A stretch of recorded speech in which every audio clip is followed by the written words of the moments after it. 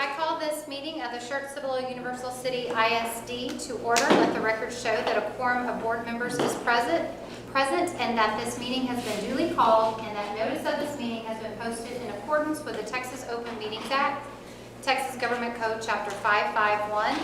The time is 6 o'clock. We will now take roll call. Please state here when I call your name. Mr. Perkins? Here. Mr. Finley? Here. Ms. Seaver? Here. Mr. Inman? Here. Mr. Pivito? Here. Mr. Westbrook? Here. All board members are present. On March 16th, Governor Greg Abbott granted a request by Attorney General Ken Paxton to temporarily suspend a limited number of open meeting laws to the extent necessary to allow telephone or video conference meeting in response to COVID-19. In accordance with those suspended rules, we certify the following. Notice of this meeting has been posted online for at least 72 hours. The meeting is being live streamed to the public. Administrative staff participating in the board meeting will be audible to the public via live stream video. Public comment statements from citizens who submitted their request by 5 p.m. today, as outlined on the posted agenda notice, we read during the public comment portion of the meeting. All other meeting procedures will adhere to board adopted procedures to the extent practicable. An audio and video recording of this meeting is being made and will be available to the public on the district website at a later date. Please stand for the Pledge of Allegiance. I pledge allegiance to the flag of the United States of America and to the republic for which it stands, one nation, under God, indivisible, with liberty and justice for all. Honor the Texas flag.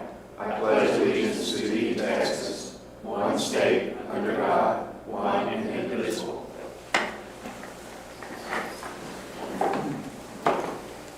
Welcome everyone to our called board meeting tonight. We have a few things to discuss, some new business, as well as our budget workshop.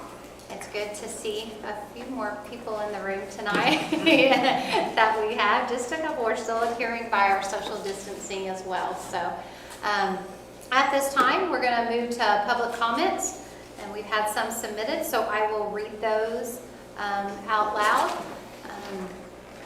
The Board of Trustees will now hear public comments. In order to provide consistency and fairness to all individuals, public comments will be heard in accordance with Board Policy BED Local and procedures outlined in the Admin Reg BED. Comments should be limited to topics such as policies, curriculum, and facilities. Any direct criticism of a specific employee will not be heard during public comments and should be considered separately as provided in Board Policy. In this context, individuals are cautioned to not identify any employee by name or by any combination of words or descriptions which could identify the employee to another individual. Public comments will be limited to individuals who signed up to participate in the public comment portion of the meeting before the board meeting was called to order. An individual who signs up to participate in the public comment portion of the meeting may not relinquish their time, and I will actually be reading these. No public comment shall exceed 3 minutes. And our board secretary will indicate when the individual speaking has reached those 3 minutes. Would be myself. Our first public comment is from Megan Fitzsimmons. I would love for the school board to consider allowing in-person special education evaluations to be completed this summer. Currently, no in-person evaluations can be done, which leaves a lot of kids up in the air regarding services in August. If these evaluations can be completed this summer, it eliminates the unknown. Thank you, Ms. Fitzsimmons, for your comment.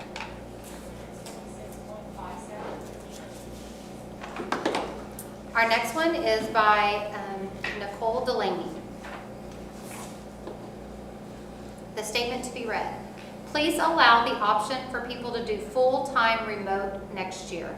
Some kids have health conditions, and some parents will be able to realistically manage the constant changing schedule. Thank you.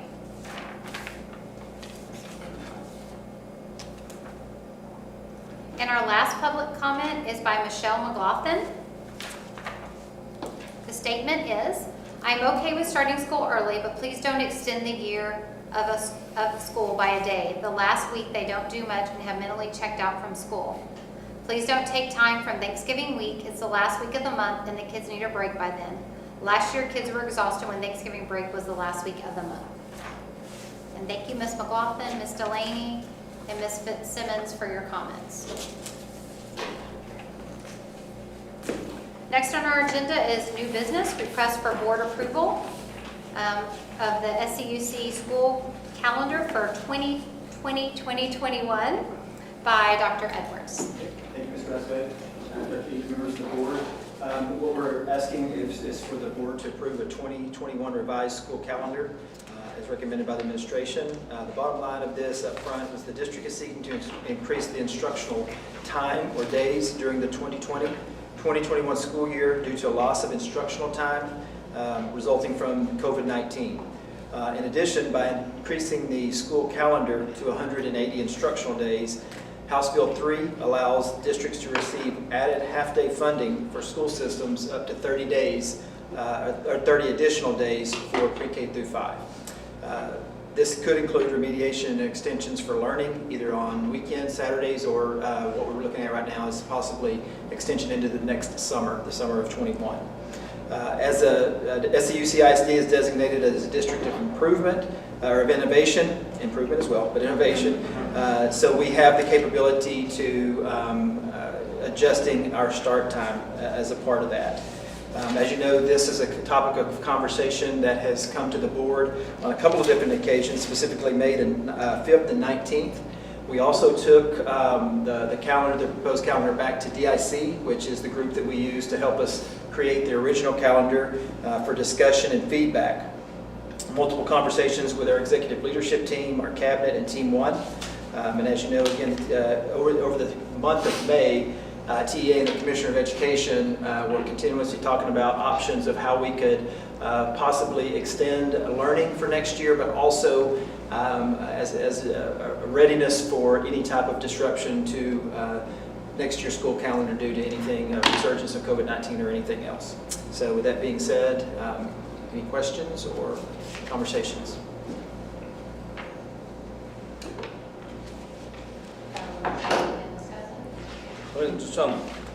What's the format again that we normally use to vet calendars before they come to our level? Through the District Improvement Committee, Mr. Inman, and that's what we did. We took that back to the District Improvement Committee on May 20th for, like I said, for discussion and feedback. Okay. So we followed our typical processes of using that. I think Ms. Seaver was able to attend that day. That's the committee. You know, we have parents, community members, business partners, and things like that. Okay. Thanks. Madam President, I move the Board of Trustees approve the 2020-2021 revised school calendar, two-year calendar as recommended by the administration for COVID-19 response. I second. have a motion and I have a second. Discussion? So the 31st, I'm sorry, the 31st of May is Memorial Day, right? Okay, so I know that, and we will be out before then, right? I know that like several years ago, when we went to District of Innovation, that was like our goal, was to finish before. So that's what we're saying is by this calendar, we should be finished. That is one of in the past couple of years, that has been one of the things we've been able to accomplish, at least depending on when Memorial Day falls, but to be out prior to June. Okay, And we would still be able to do that based on this calendar. okay. So the two primary reasons we're lengthening the school year is because of allow more flexibility in case there is another, whatever, emergency or something to that effect, and to help support the educational learning process of the days we've lost this school year. Those two things, as well as what as we mentioned with House Bill 3, if we're at a 180-day school calendar, we get those 30 additional days that half-day funding that we're able to utilize in the summer. This is we have a summer remediation enrichment program up this summer for our elementary students. We really haven't had a program like that for our students, so we feel like this would also allow us to gain funding to allow us to do that in the summer. So it would allow for additional instructional time next year to kind of close some of the gaps that may have come with some of our kids. So that added instructional time, as well as the opportunity. The key target for 180 days was to get us there where we could look at additional funding for summer programs. Is there any like program evaluation? So you're now you're going to 180 days, other than the funding, which is finite and measurable. Is there like, how will you measure like educational efficacy, or how well the students learn, or if it's either beneficial or not, or? That will be developed, and right now we don't have that per se, so that those additional 30 days, we spend the year preparing for that, and that would include program evaluations. A lot of that is going to be student achievement and student growth based on, we can use different measures for that, whether it's some of our software programs or the progress that teachers are monitoring during that school time.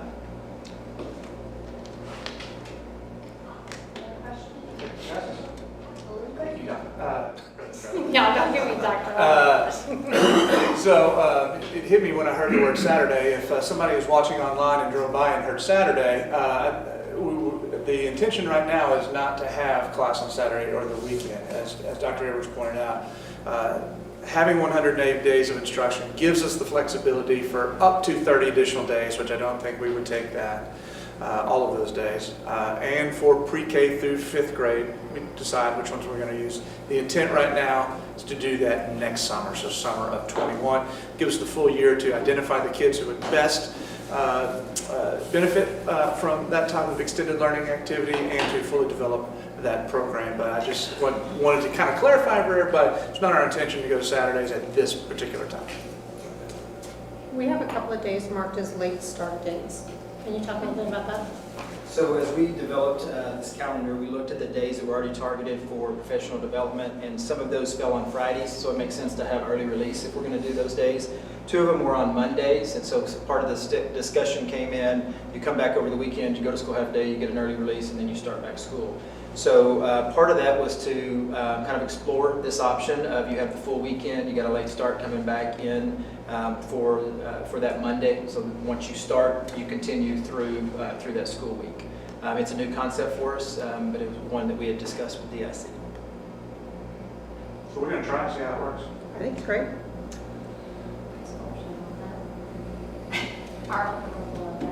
Other statements, questions? I just wanted to say we've also seen some universities move to starting earlier to get some of that in as well. And so I think we're probably going to see some more public schools backing up.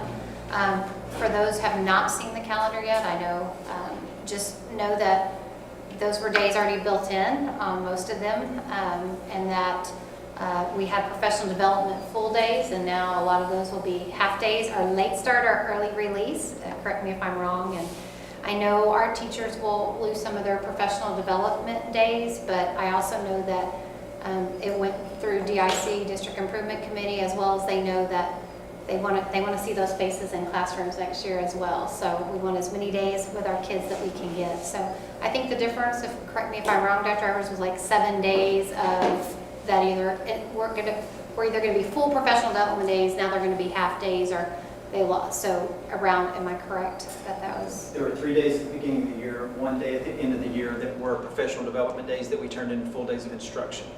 There are several other days throughout the course of the year that we're going to be student holidays or student days, and there would be a full day of teacher, professional development, professional learning community.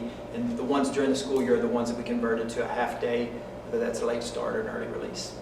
So I know some parents were wondering, how early? Well, it's really only 3 school days that we're backing it up to have you in the classrooms. And I know there's some other districts around us that are starting even a week earlier than that. So as they've looked at their calendar. So we want to still give our teachers time to get in their classrooms, get things done. And so I think this calendar, and I just can't emphasize enough that because we're changing that calendar, number one, we're going to get more class time with them, but we're also going to get that extra funding to help our students at the end of next year if we go those additional days that we can use to help maybe fill in some gaps. And Dr. Ely even mentioned, even next summer we have the whole year to plan, but even something not as a fun summer school, I should say, more of a camp-like feeling. So I applaud y'all for the work you've already started on all that. Any other statements or questions? All right, we've had a motion and a second. All those in favor, please raise your right hand. All those opposed, motion passes 7-0. Thank you, Dr. Edwards. Thank you, Dr. Edwards. All right, the next thing on our agenda is to move into our board budget workshop. We're going to start with an update on the financial impact of COVID-19 presented by Dr. Ely.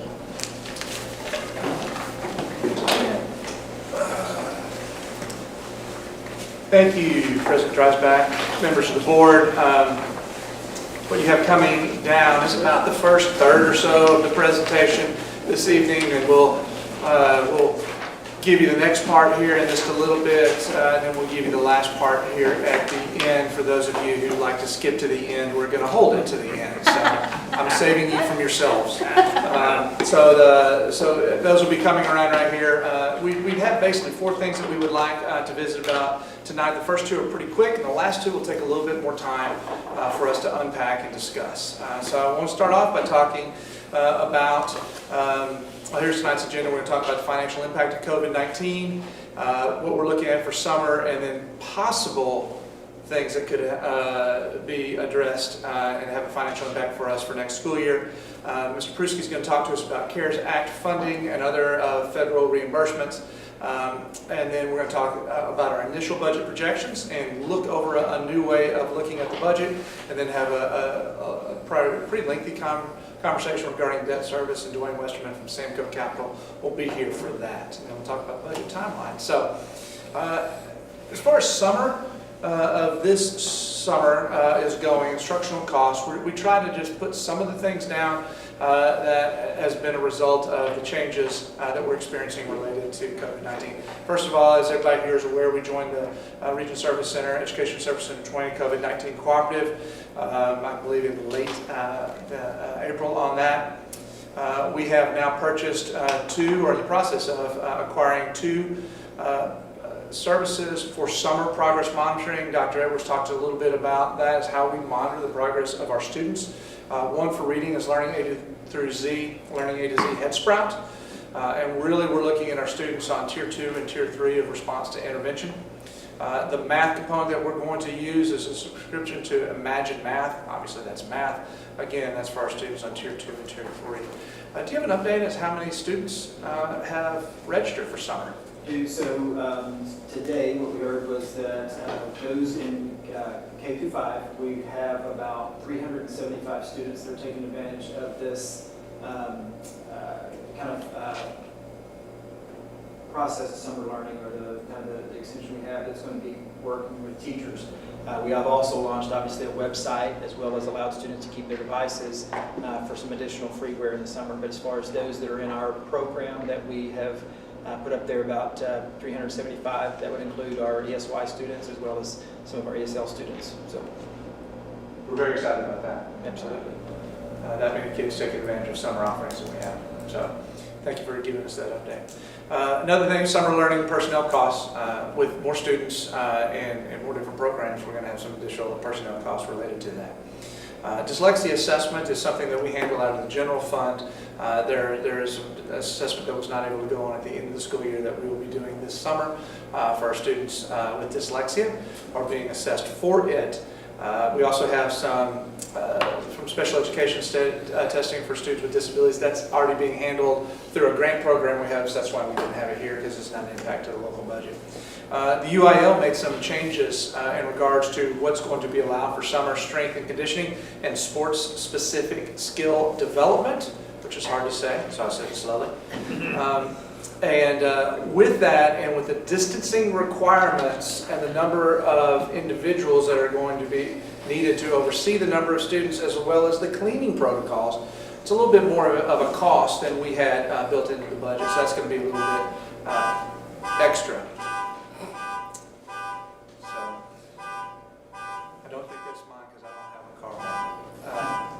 As far as operational costs, we will have obviously additional cleaning and equipment. There's some additional equipment that we'll be buying this summer, as well as personal protective equipment. We're purchasing no-touch thermometers for our screening processes that we'll be using both this summer and next school year.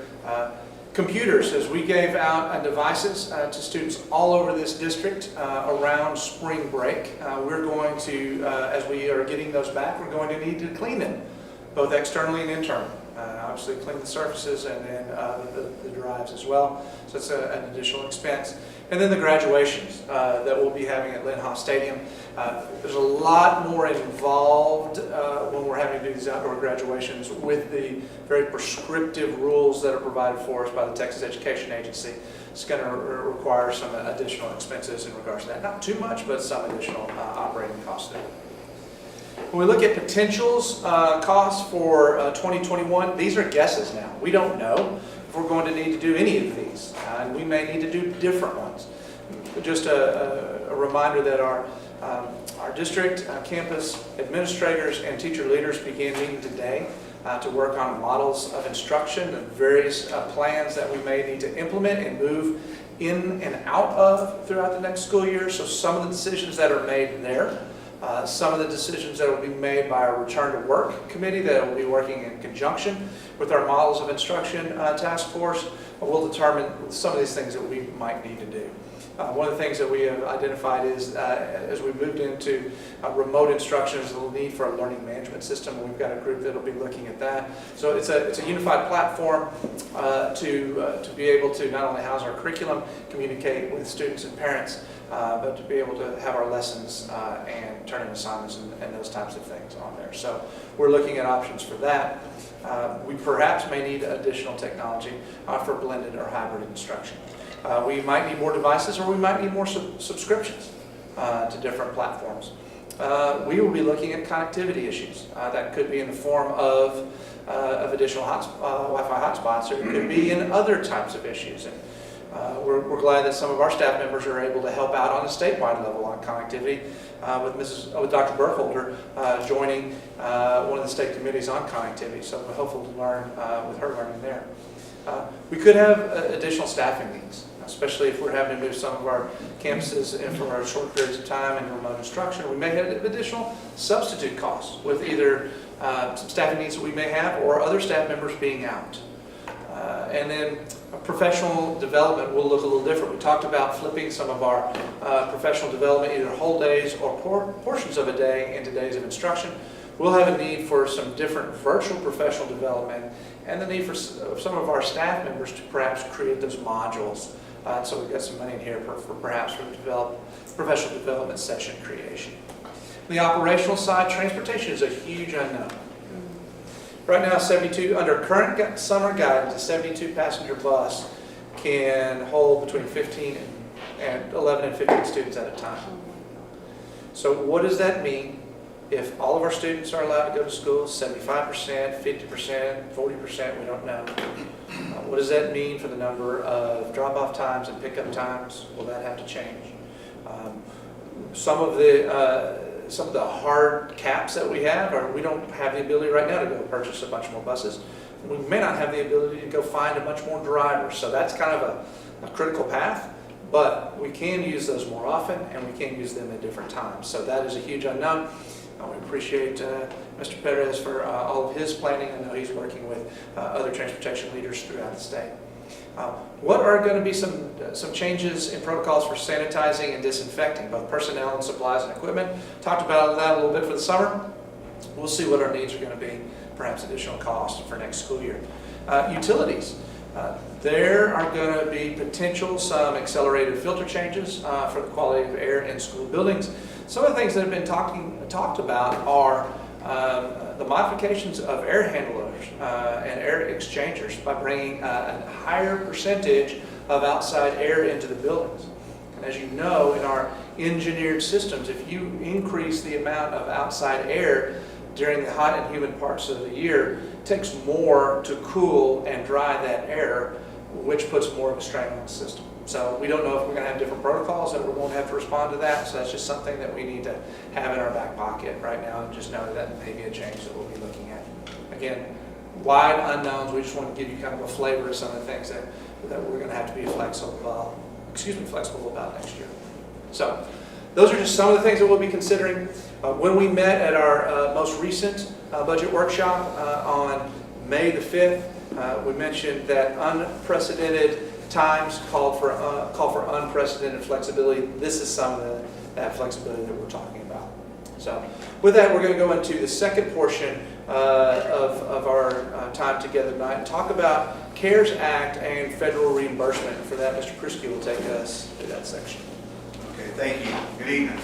Regarding coronavirus aid, relief, and economic security act, on the CARES Act, there's really 3 buckets tonight. Wanted to discuss a little bit about.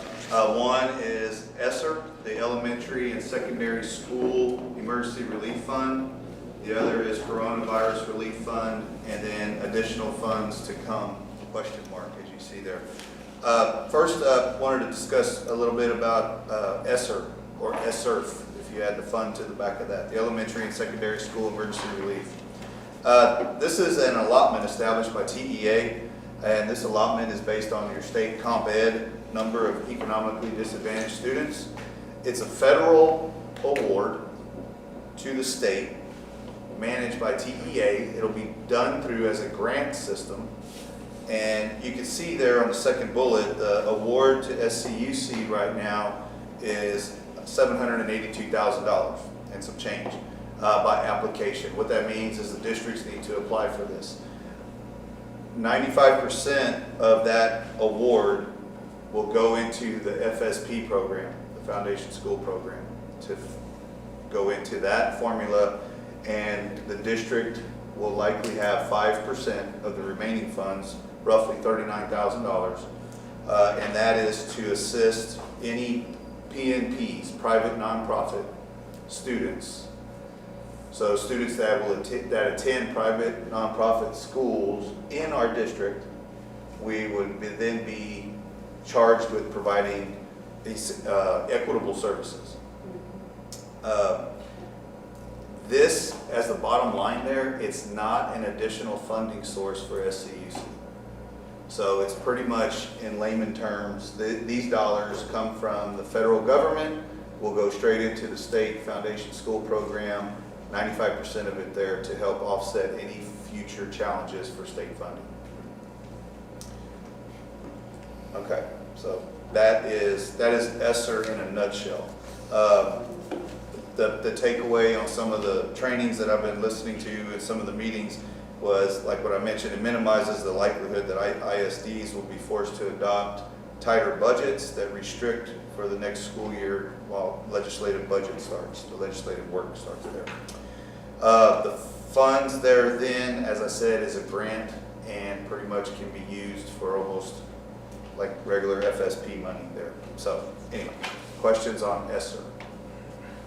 What percentage of our district is economically disadvantaged? 29%. 29? 29 and trending up, or 29 and holding steady? I think it's relatively steady. One of the things that we may see moving forward is with the expansion of pre-K next year and the year after that, you may see that number trend up a little bit because of qualification for pre-K. One of the major ones of that is free lunch status.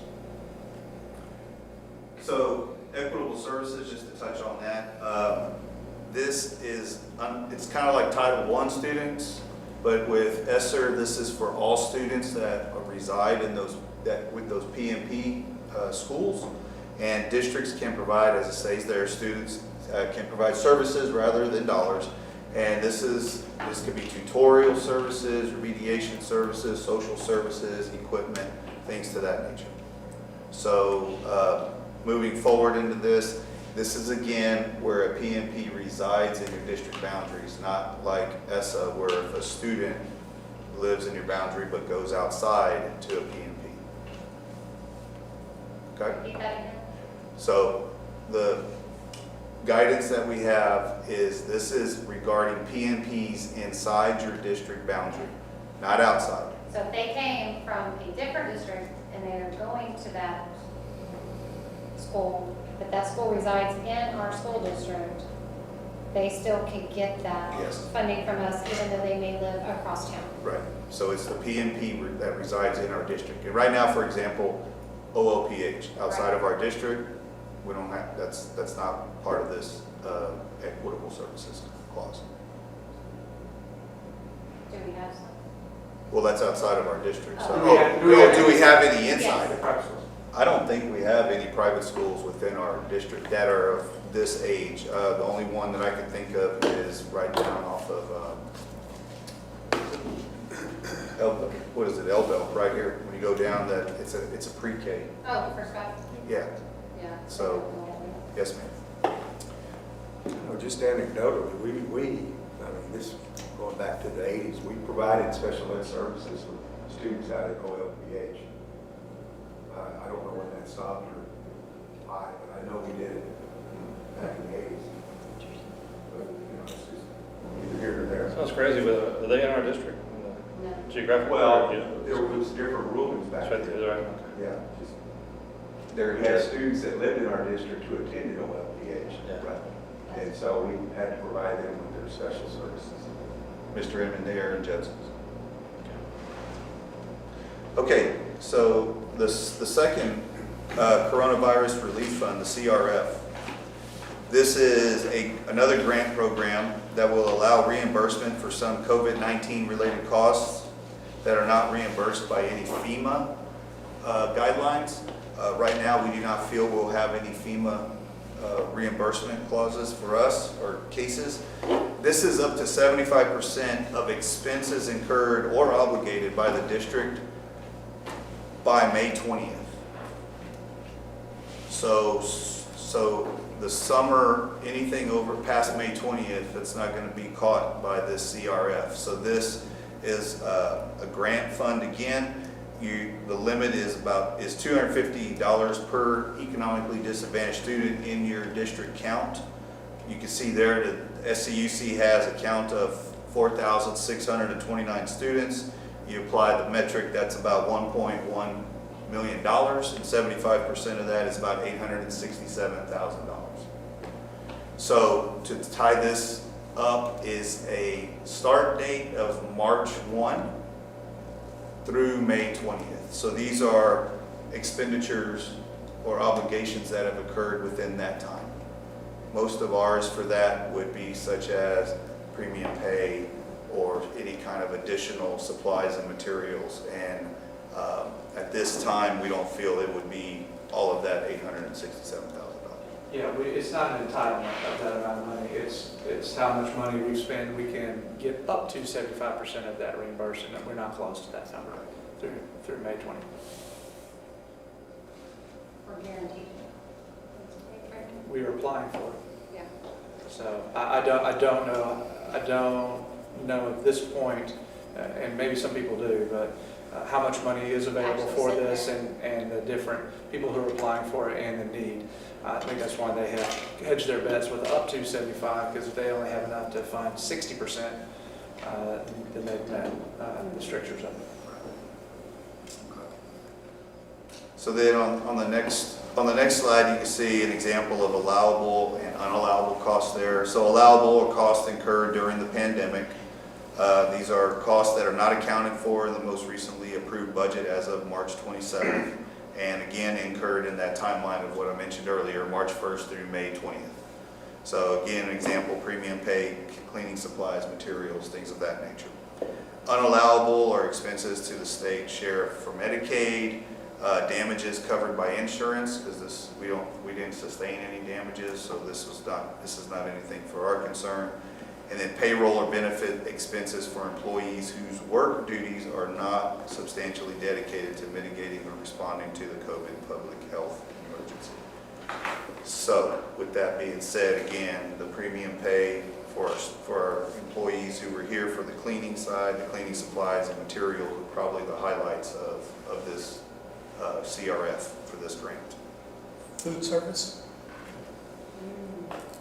Food services on the federal side, and with Texas Department of Agriculture, so that reimbursement will go through TDA, and you can't double dip into this one as well. What about the CIS counselors who still provided food? Those could be coded to such, yes.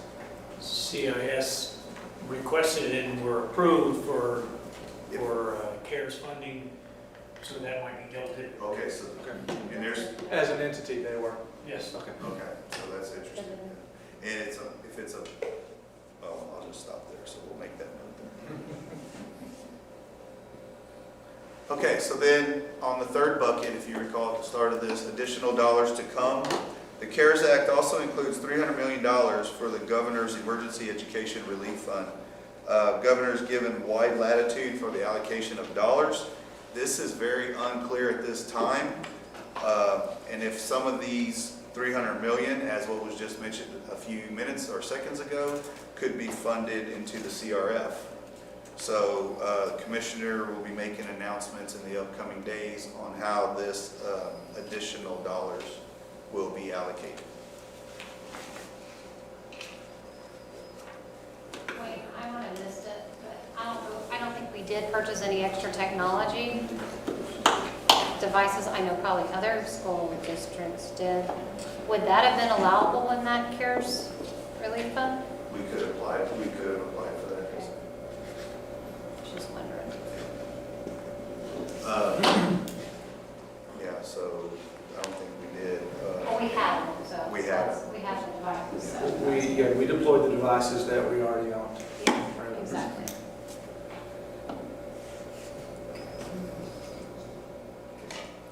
Any other question on CARES, CRF, or additional funding?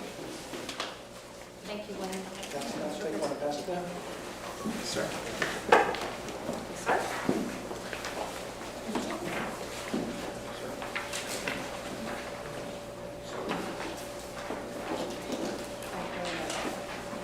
One's supposed to say you have to buy me $1,000 buses. Oh, okay.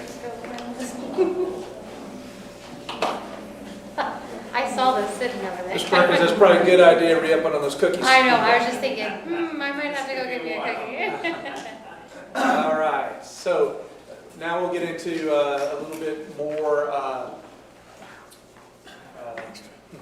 granularity, if you will, about the budget development process. What we have here before you is our first run of our initial look at both revenue and appropriations for the 2020-2021 budget. But before that, let's just talk about SCUC and our approach to forecasting revenue and appropriations.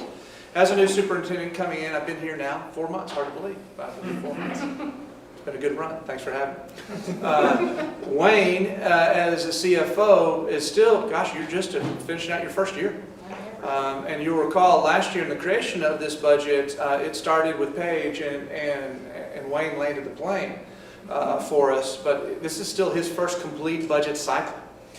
So as he's moving into his role and as I'm moving into my role, we've been asking lots of questions about, you know, the why of our processes here and really how we do things. And we've had a number of Zoom sessions with bringing in various members of the finance staff, human resources staff, to put things together and see how do we make these projections? How do these projections that we make on staffing actually get entered into the computer, and how are these projections run? And so there's a number of processes that we're looking at, both he and I, with our fresh eyes on these processes. So the first one that jumped out at me, and Mr. Pruski will attest to this, is we've changed our revenue projections, the way that we do that here. We have in the past relied upon a third party to provide that, and they're excellent folks who do great work all across the state in finance. But what I wanted, and I think what Mr. Pruski wanted as well, is for us to be able to do those in-house. And so we take the revenue templates that are being provided by BOSS and Region 13, Omar Garcia's template. We're on version 14 or 15 of this year. I believe we're on 14. I think it's 14, okay. 15 coming out soon. So, and as Omar learns more about the changes that are being made, he updates his template, puts it on the website, free to anybody who uses it, and we use that.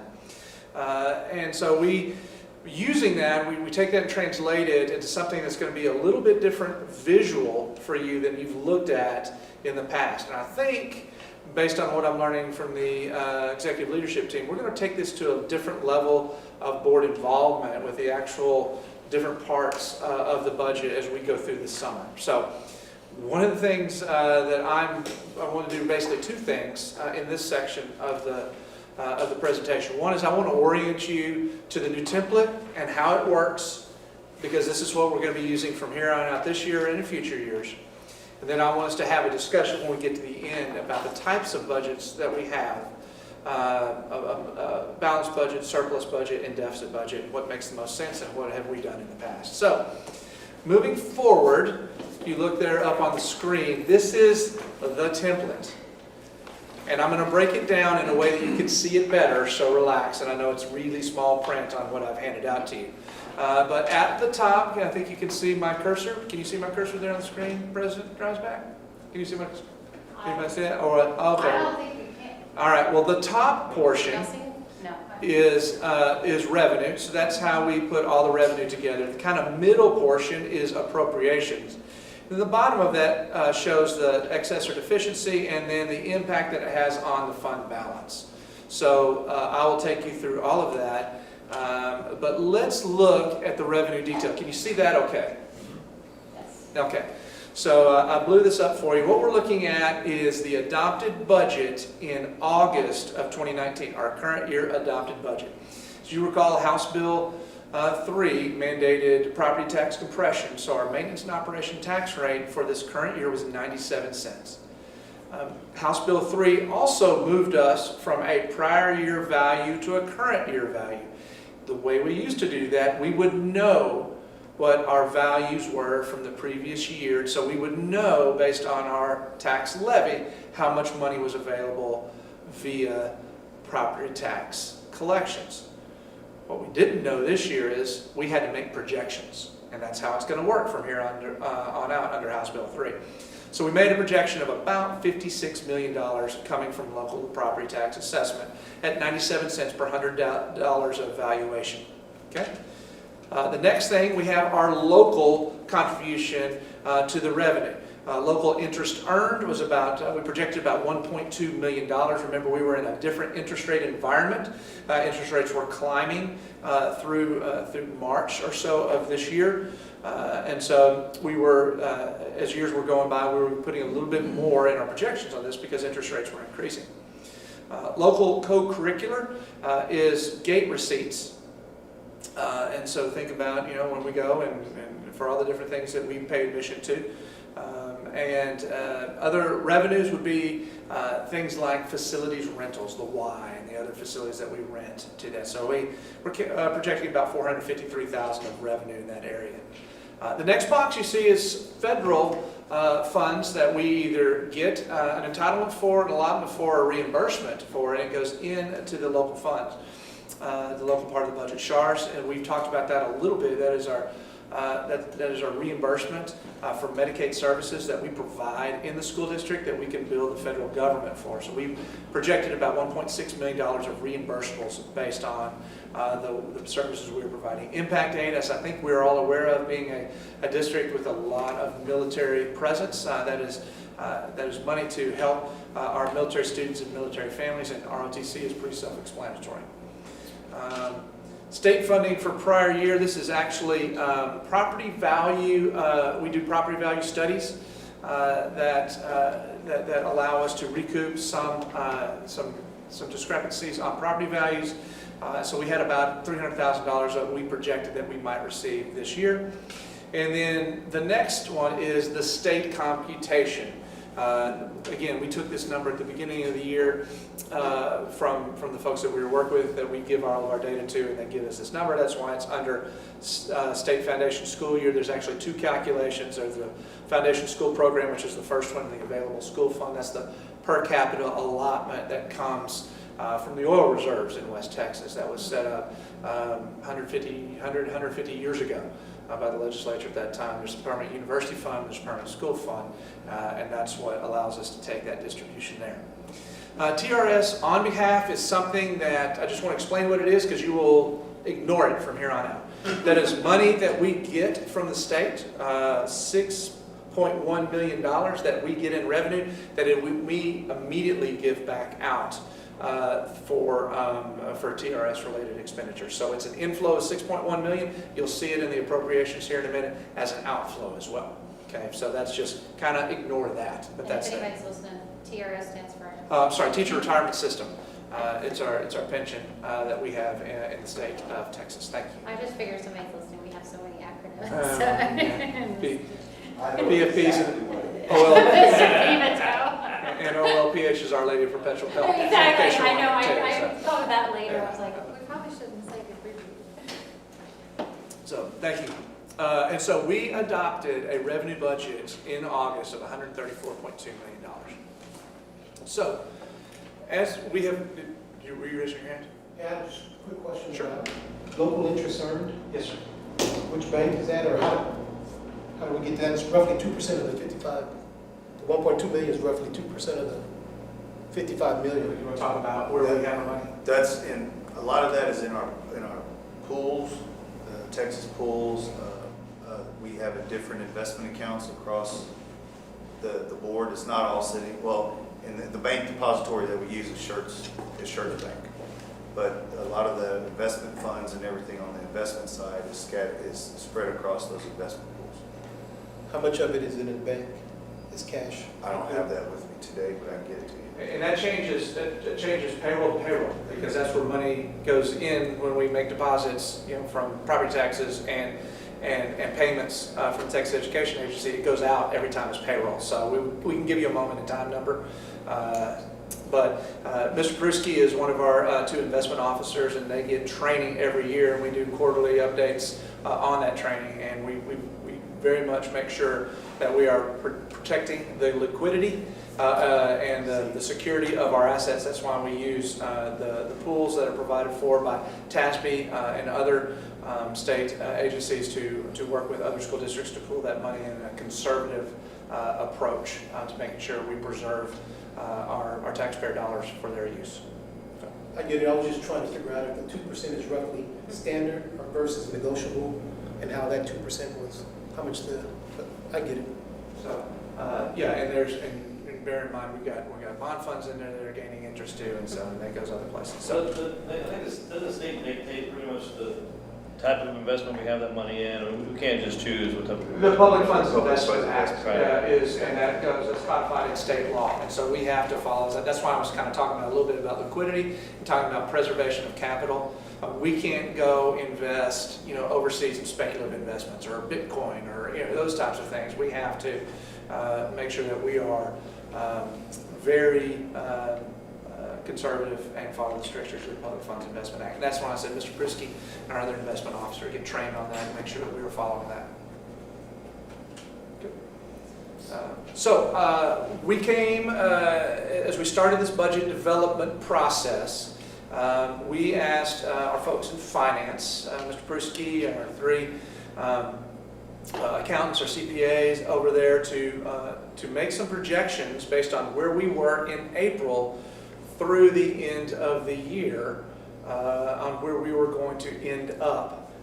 I have pointed out, I think in the last, maybe a couple times to this board, that we overestimated our enrollment for this current year, which when it comes to the calculation of a budget is really ADA or average daily attendance. So that number really for us is going to be somewhere in the neighborhood of 15,070. That's not our enrollment. It's how many kids we have and how often they go to school. So we have about 15,920 or 30 kids depending on the day. And so that's our ADA number of 15,070. So what that did is it lowered, if you go all the way down to state foundation school fund and available school fund, that lowered that number a little bit. But one of the benefits were if you work your way back up to that top line, our local property tax actually came in about $800,000 ahead of our projections. Remember, we're making projections when we adopt our budget because we don't know what the current year levy is going to be. So we were to the good about $800,000 there, and we shallowed up a little bit on state funding there. Now, as you can see, as you tick through this, the effect of the economy. Local interest earned, it's not going to be 1.2 million. We anticipate the last quarter or more of the year, the markets have really gone down, so we think it's only going to be about 900,000. Local co-curricular stayed about the same. Local other revenues, it looks like it went up $600,000. Actually, that should have been put in property tax because those are delinquent payments from previous years. So in the next iteration of this, you're going to see a higher property tax number and you're going to see a local other revenues. We'll just get that put in the right place. Charge is about the same. Impact aid about $100,000 less. ROTC the same. We've lowered that at this point, that prior year property value study to zero at this point. And I already talked about state funding, and again, TRS on behalf, you're going to forget about. So you can see that, we estimated having revenues of about 134.2, looking like right now it's going to be about 133.4 of where we're going to end up. Questions so far on revenue? Make sense? Okay. Let's talk about appropriations. That's the middle part of the big thing that you're going to eventually look at. We're going to break this down, instead of by function, we're going to break this down by fund class. And so we can see the real impact of 6,100. 6,100 are our payroll and our people costs. So think about that as our salaries, our benefits, our TRS distributions or input into the system. It's federal withholding, it's the employer's part of that, it's Medicaid, Medicare, it's all of those things that go into that. It's also our sub-budgets, it's also overtime, it's also extra duty pay. A lot of things are in 6,100, and we adopted and then subsequently amended the budget to $105.7 million of our $136 million amended budget. That is about 82%. You've heard that percentage before. Payroll around here is about 82-83% of the budget. That's what that number is right there. And it includes all of those different types of payroll costs. Okay? Minus the TRS on behalf that you, again, are forgetting. And then we go into contracted services. Those are the 6,200 costs. That's when we contract with other third-party administrators for different things. It's also a third party like utilities. That's where we pay our utility bill out of it. It's a big part of this overall budget. And we'll show you a little bit of the changes that we're going to make on utilities moving forward. Chapter 49 recapture payment. We are not a property wealthy district. We receive about half of our funding from the state, so we don't have to consider recapture. Materials and supplies are the 6,300s. You can see we projected about $6.3 million in that. Other operating costs, travel and other things, a little bit under $3 million. And then capital outlay for some of our more significant projects of about $645,000. So why is this $136 million, not the $134.2 that we adopted in August? Because we've had a couple of budget amendments since then. $50,000 for additional appraisal district fees. It was about $95,000 for some additional bilingual costs. We did $50,000 for the Miracle Fields just before I got here. And the biggest one was in the fall, we did EPP. Okay, so that's where EPP comes in here, and it adjusts the appropriations portion of the budget down here. So that's why we're at $136.1 million. Okay, sorry I've gone all the way through that.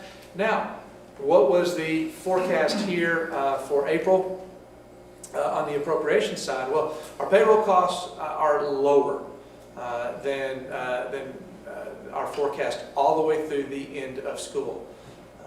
And that's a trend that we have found as Ms. Pruski and I have kind of scrubbed the budget and looked over the last 5 years of budgets to actuals. We do shallow up a little bit on payroll costs. Well, why is that? There's a number of reasons. One, it's hard to fully spend all of your budget. We budget for every position that we have to be fully paid out for the entire year. When people, and we've got a lot of people who work for us, almost 2,000 employees, when people leave the system, there's oftentimes a lag before the next person is hired. So we're not expending some of those funds at that time. Sometimes when somebody leaves our system, they're experienced and they leave and they retire. I mean, oftentimes they're hired by somebody with less experience. So there's a delta where we are saving a little bit of money on that. Some of our folks unfortunately have run out of leave and they have to be docked some of their pay based on board policy. And so we're not making an expenditure there. We shallow up a little bit sometimes on our overtime budget, our extra duty pay, or our sub-budget. So it's hard to spend 100% of a $105 million budget. So if you only spend 98% of it, That's $2.1 million that's still available to you. And we'll see that number. It'll be important for us here in a minute. So that's one of the reasons why that number is lower. 6.1 is the TRS on behalf. Contracted services, we feel we're going to be about $1.3 million less of actual expenditures than we anticipated. And the biggest reason for that is utilities. We've been doing a really good job of making decisions here about utilities, of raising the temperatures after 4 o'clock on days when it's going to get real hot in the summer. I'm learning lots of things here as the summer rolls around, and 2 LT members are laughing because we make it pretty hot around here. But what we've been able to do is keep our payment about $2.8 million for about the past 3 years. We've been able to keep it there, and I credit J.D. Mosley and his leadership for helping us do that. And so we really have seen that we can get some savings from our utility budget right there. We're going to put that forward here. Again, no Chapter 49 repayment, materials and supplies, even moving into the increased printing costs that we might have had for remote instruction. We're still about $600,000 below where we thought we'd be, about $300,000 below in other operating costs. I added in a $500,000 of unidentified COVID-19 instructional or operational expenditures here. They're unassigned to a 62, 61, 6,400. Just as a placeholder amount right here, because you've seen some of the things that we've expended, and it's probably getting pretty close to that number right there. But I just wanted, that was not represented in our adopted budget in August. It was not represented in our budget in April when we started looking at that, so I wanted to make sure that was captured here for us. And then our capital outlay is still at about $642,000. So you see that we're forecast to spend about $131 million actually by the end of August, even with those additional unknowns of COVID that are in there.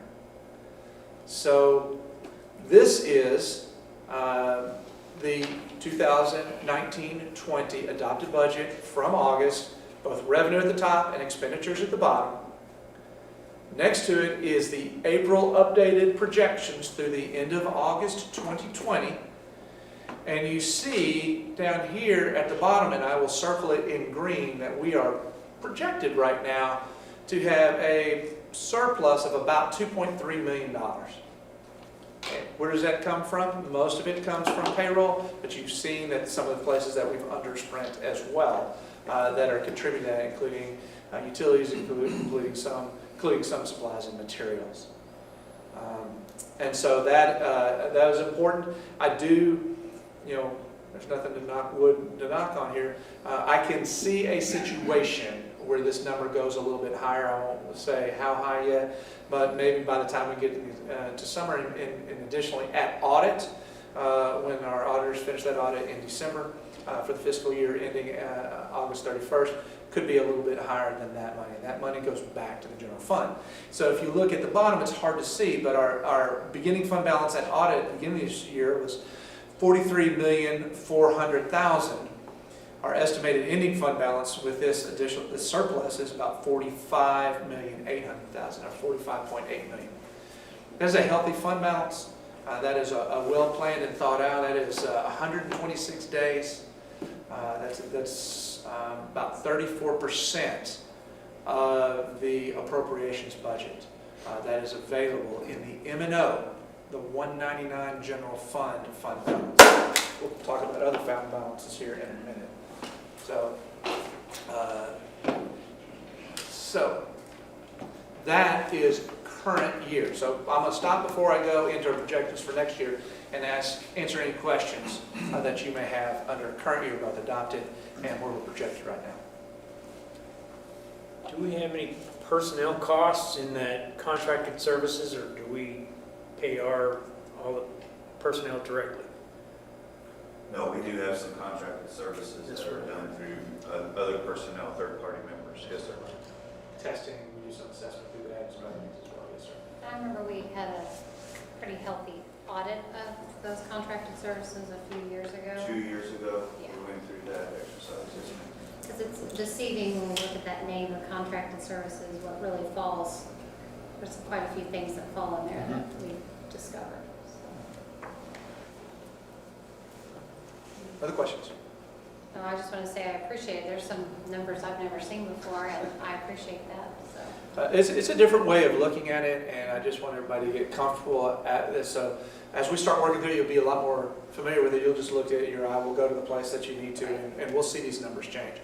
And before I even get into the June projections, unprecedented situation calls for unprecedented flexibility, and that includes all of us around these tables in watching these numbers go up and down. Mr. Prusky is probably laughing like I am. These numbers changed a lot during the day-to-day. They went up and down and up and down and a number of things. And this is a moment of time snapshot that you're getting. It'll be different tomorrow. It will certainly be different when we come back to you next time. We've got other things that are added. So you'll see state funding go up and go down. You'll see property tax go up and go down. You'll see payroll go up and go down, just as we know more and we're able to zero in more on the budget for next year. Okay? That being said, I usually say at this time, don't fall in love with these numbers because they'll change, and there's a lot of times there's not anything to fall in love with, but that's just a good caution for us. So, this is the revenue portion again. You've already seen the first two columns, the 2019-20 adopted budget in August of 2019. You've seen the middle column, which is where we are right now with our forecast through the end of August.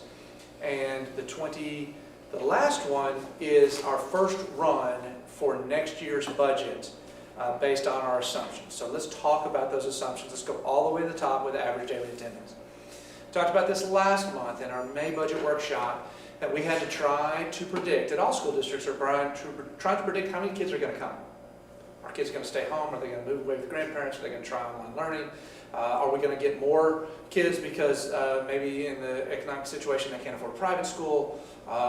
We don't know. And so trying to make an educated guess on that, we took what I hope is a fairly conservative approach, and it may turn out to not be.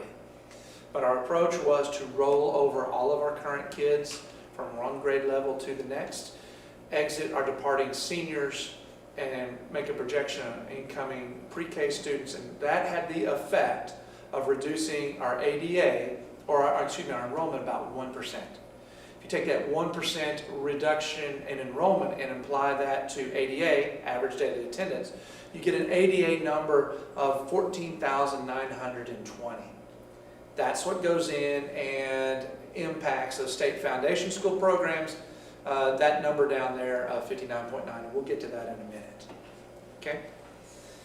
We had to make some projections on property taxes as well. That number of 96.64 cents is the projection that we have based on tax compression as we see it, based on the state compression rate as written in House Bill 3. We're actually going to know what that is, whether our state compression rate, our local compression rate would cause more compression. I don't think it will. I don't think it's going to be above the 4% that the state has projected. So we will get that number late July, early August. So that number could change. The other components, yes, sir. What? It also has that. Thank you. I was going to get that. Okay. This includes the 1 penny of enrichment that is subject to board vote. That would take a unanimous vote of the board. So should the board choose not to, or at least one member of the board choose to vote against the levy of that penny, then that would go down to 95.64 cents. So thank you for reminding me of that, Mr. Prusky. It's those present at the board meeting, correct? We will have all that information for you at the appropriate time. I was just saying, I mean, it's like if somebody was That is what we have been told. Yes. At this time. I will double check all of that and triple check. The other two things that we talked about last month is trying to project the growth of our total assessed values. And right now we're putting that at 0 growth. Okay? And so the same total assessed values that we had for fiscal 20, we would have for fiscal 21. And we're trying to make a projection on tax collection rate. When we talked to you a month ago, we talked about a 97% tax collection rate. bearing in mind when we create these budgets, we usually use a 99% tax collection rate, and oftentimes are a little higher than that, especially when you factor in things like those things that were due in a previous year that have become collectible and that get collected this year. So a lot of times we're well over the 99%. We have adjusted that from 97 to 98. One of the things that we did is we looked at our top 10 local taxpayers, and we looked at the risk associated with our biggest taxpayers, and most of them, based on what they're involved in, we don't think we're on the commercial side.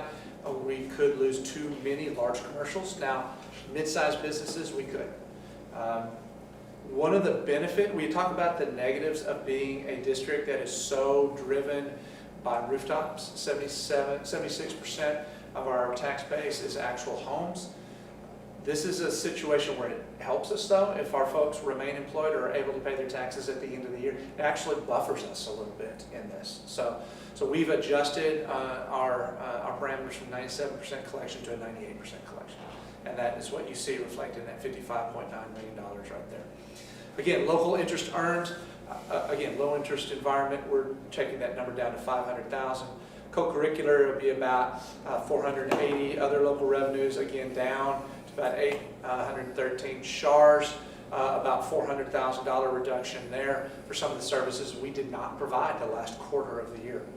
So that's one of the reasons why we're reducing the reimbursables there. Impact aid down about 130,000. ROTC the same. We don't have any prior property value in there right now. And the number today that we have for the State Foundation School Fund is right at $60 million. And the available school fund is a little over $6 million, about $66 million of state aid. That's going to continue to go up and down as we continue to go through. Our TRS state on behalf will be calculated about $6.3 million. Okay? So as you can see, that's both lower than our adopted revenue back in August of 2019. It's lower than our forecast revenue for this year with $133 million. We're down to 132.2 right now in this iteration of the budget. Okay, 132.2 is the thing to remember moving forward. Let's talk appropriations. Payroll costs are a reduction of about $1 million from our amended budget from the beginning of the year. We were at 105.7. We're down to 104.7 by reduction of payroll. And just recall, that is a reduction of positions that have happened through attrition, both campus level and central level positions. And why were we able to do that? Because we are anticipating having fewer students. So with fewer students, we're able to consolidate some classrooms.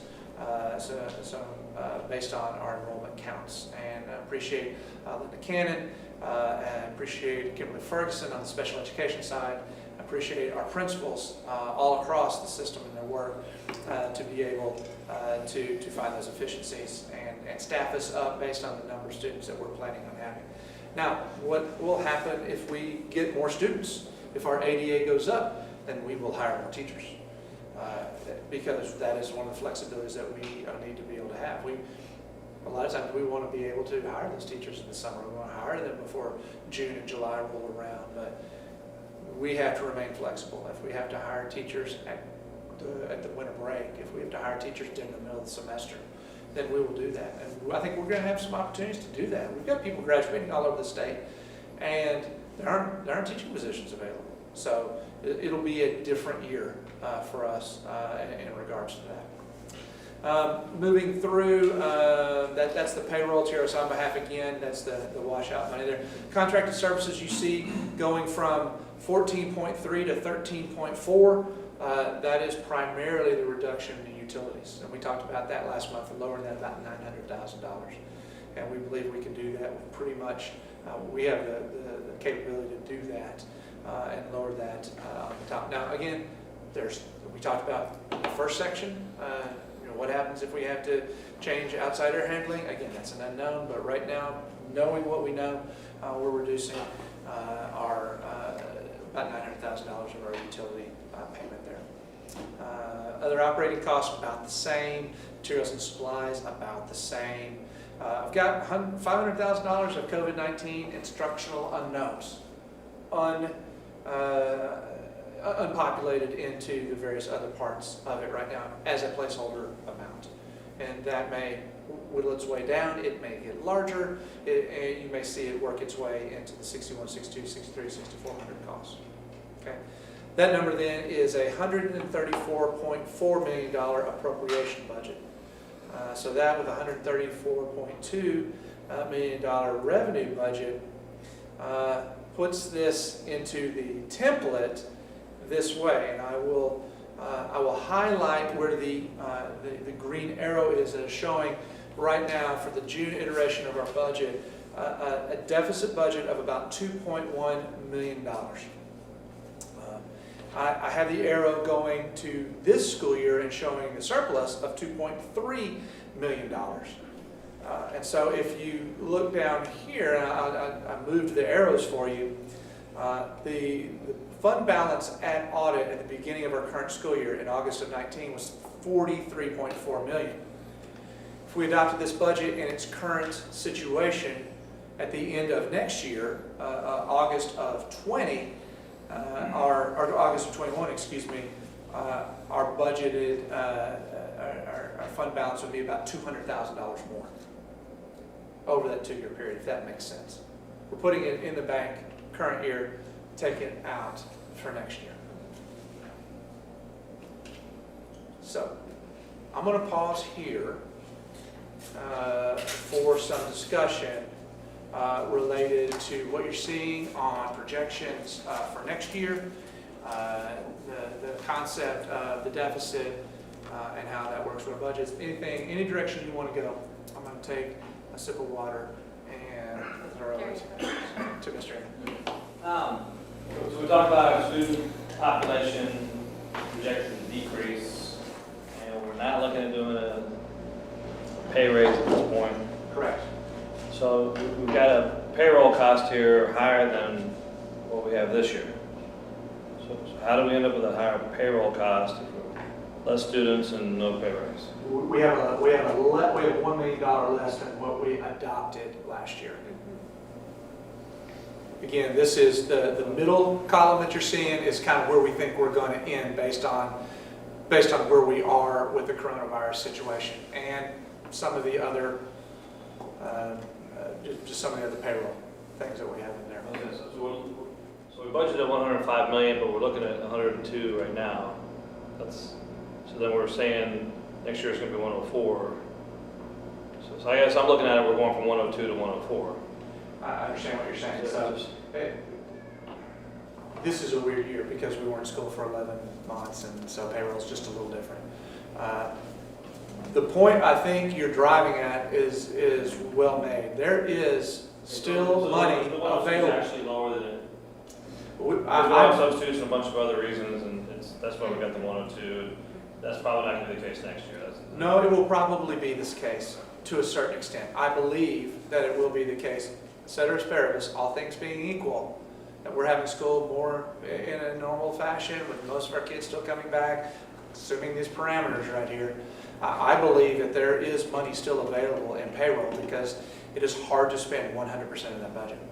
So I threw a number out earlier, and I told you to remember it. That was $2.1 million. If we spend 98% of that $104.7 million, 6,100 payroll budget, that extra that 2% that we don't spend is $2.1 million. So it's very well that we have some capacity in that payroll number, which I would submit to the board that a $2.1 million deficit budget may not end up being a deficit. It may actually be a balanced budget because of the capacity that we have in there. As well as if the property tax comes in higher, I mean, there's so many So variables. that is just on the appropriation side. That's not even on the revenue side. If property values go up, if we have more kids, that's just looking at 6,100. You're right. It is such a large portion, such a large portion of what we do. Just the smallest fluctuation in a $104 million budget can be $1 million, $1.5 million, $2 million. So that's kind of what I want us to think about as a team of aides, kind of think about what that really means. And I think we have seen that. I know Wayne and I have seen it as we've gone back and looked at budgeted versus actuals. I think you have board members have seen that as we have adopted budgets, gone through EPP, and still put money back at the end of the year. We're trying to be a little bit more aggressive in getting some of that out at the beginning, and maybe even accounting for some of that in a deficit, but know that some of that is still probably going to be available. Probably. But it is unwise to budget for less than that. Because what if everybody does show up every day? And what if nobody does leave and get replaced by somebody with less experience? You have to budget for 100% of that. That's the prudent thing to do. Yeah, and I know there's a lot of discussion to this. So right now we're looking at having a $45.8 million fund balance. Yes. What should that be? Yeah, that's what I was gonna ask that. There's a huge amount of discretion there, but just, what's a comfortable number for that to be? So TEA's recommendations is about 2 months of operating, which is, Well, for For first. first, that's what I was gonna say. okay, for first it's 3. First is a rating, Yes. but there's first ratings and there's solvency, different calculations. So we are well above 4 months, 4.2 months is where we are right now. We do not have any cash flow issues because we do have money coming up at the beginning of the year because we get money from the state. We're not a property wealthy district that has to live on what they have in the bank until taxes come in. We have some capacity to expend money that has been saved by past boards and administrations and still be well above any first rating triggers and any other types of insolvency calculations that TEA would put forward. The big picture is that we've got a margin of error or comfort zone there to some extent, and then odds are our projections are probably going to change with more money coming in, just more students than we're thinking, or taxable values maybe more than what we're looking at here. This is very conservative, I guess, on the revenue side. On the revenue side, I can't say that it's very conservative. On a normal year, Mr. Inman, I would come to you with very conservative numbers. Quite frankly, I'm new into how we're doing things. So is Mr. Pruski. We're changing our process, which is changing how our folks do that. So I want to make sure that we're accounting for all these things and steps along the way. So that's why you could see some of those revenue numbers go down and some go up. We'll know more as we go through the next 2.5 months of budget development. But normally they would be very conservative. So know that there is going to be play there, and there is still going to be play on the appropriation side as well. On the estimated fund balance, the 43, that includes what we would have thought interest going in would be as well? The interest earned on that? That is a calculation. The top right there is $132 million, 132.2 of revenue. We expend 134.4 in appropriations, which means we have a deficit of 2.1, and that's taking that $2.1 million out of our starting fund balance and ending with a $43.6 million at the end of next year. That takes in all of the assumptions that we have right now here in June. 0% property value growth, minus 1% in ADA. As we get better information, registration numbers, as we get better information from the appraisal district, those numbers will change. As we give more understanding, as different versions of the template come out, and we know how school funding is going to be calculated more closely, those numbers will change. Mr. Inman, it could go down on the revenue side because the available school fund, that's $6.028 million numbers. That is a projected number. That is a per capita number that I talked about that comes from the fund out in the oil fields in West Texas.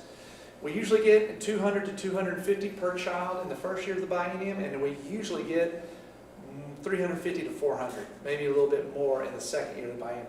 This is the second year. The number that Omar has in his template is 400. If that comes up 350, we're going to lose $50 per child. So that'll go down a little bit. Again, flexibility, it'll change. Don't fall in love with the numbers. understand the concepts.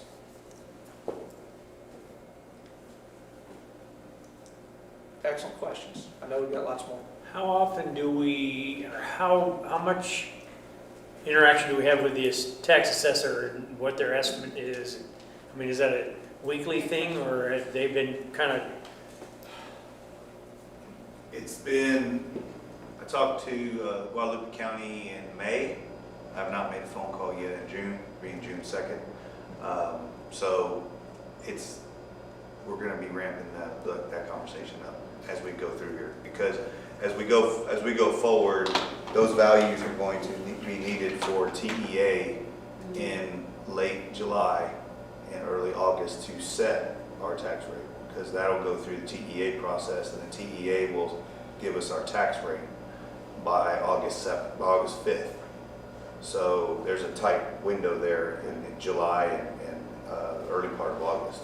So conversations will probably continue and be even ramped up more so over the summer as to what it looks like, what they're seeing, that type of stuff. So we get periodic reports from the appraisal districts that will show how much that we know is in there, and then what values, what's the number, the overall dollar values that are still under protest. And so that values under protest will get smaller and smaller, and we'll get to the end of July, and they won't all be resolved. They have to just make their best guess at that time. Just remember, this is a year where probably a lot more values, a lot more properties are being protested because of the effect of the virus in the economy. So, you know, our friends in the appraisal district and those appraisal review boards have a lot of work ahead of them. And so we will continue to meet with them and get periodic updates from them. And as we get more information, that's where you'll see these numbers change a little bit. But probably not more until we get to maybe early July, maybe mid-July. It's probably the first time you're going to see maybe some of these property tax numbers move, perhaps. They have to certify by July 25th. They do. Certify what they have by July 25th. They do. But this is a weird Yes. So there may be a delay on it. Our taxes are supposed to be paid by April 15th. But you're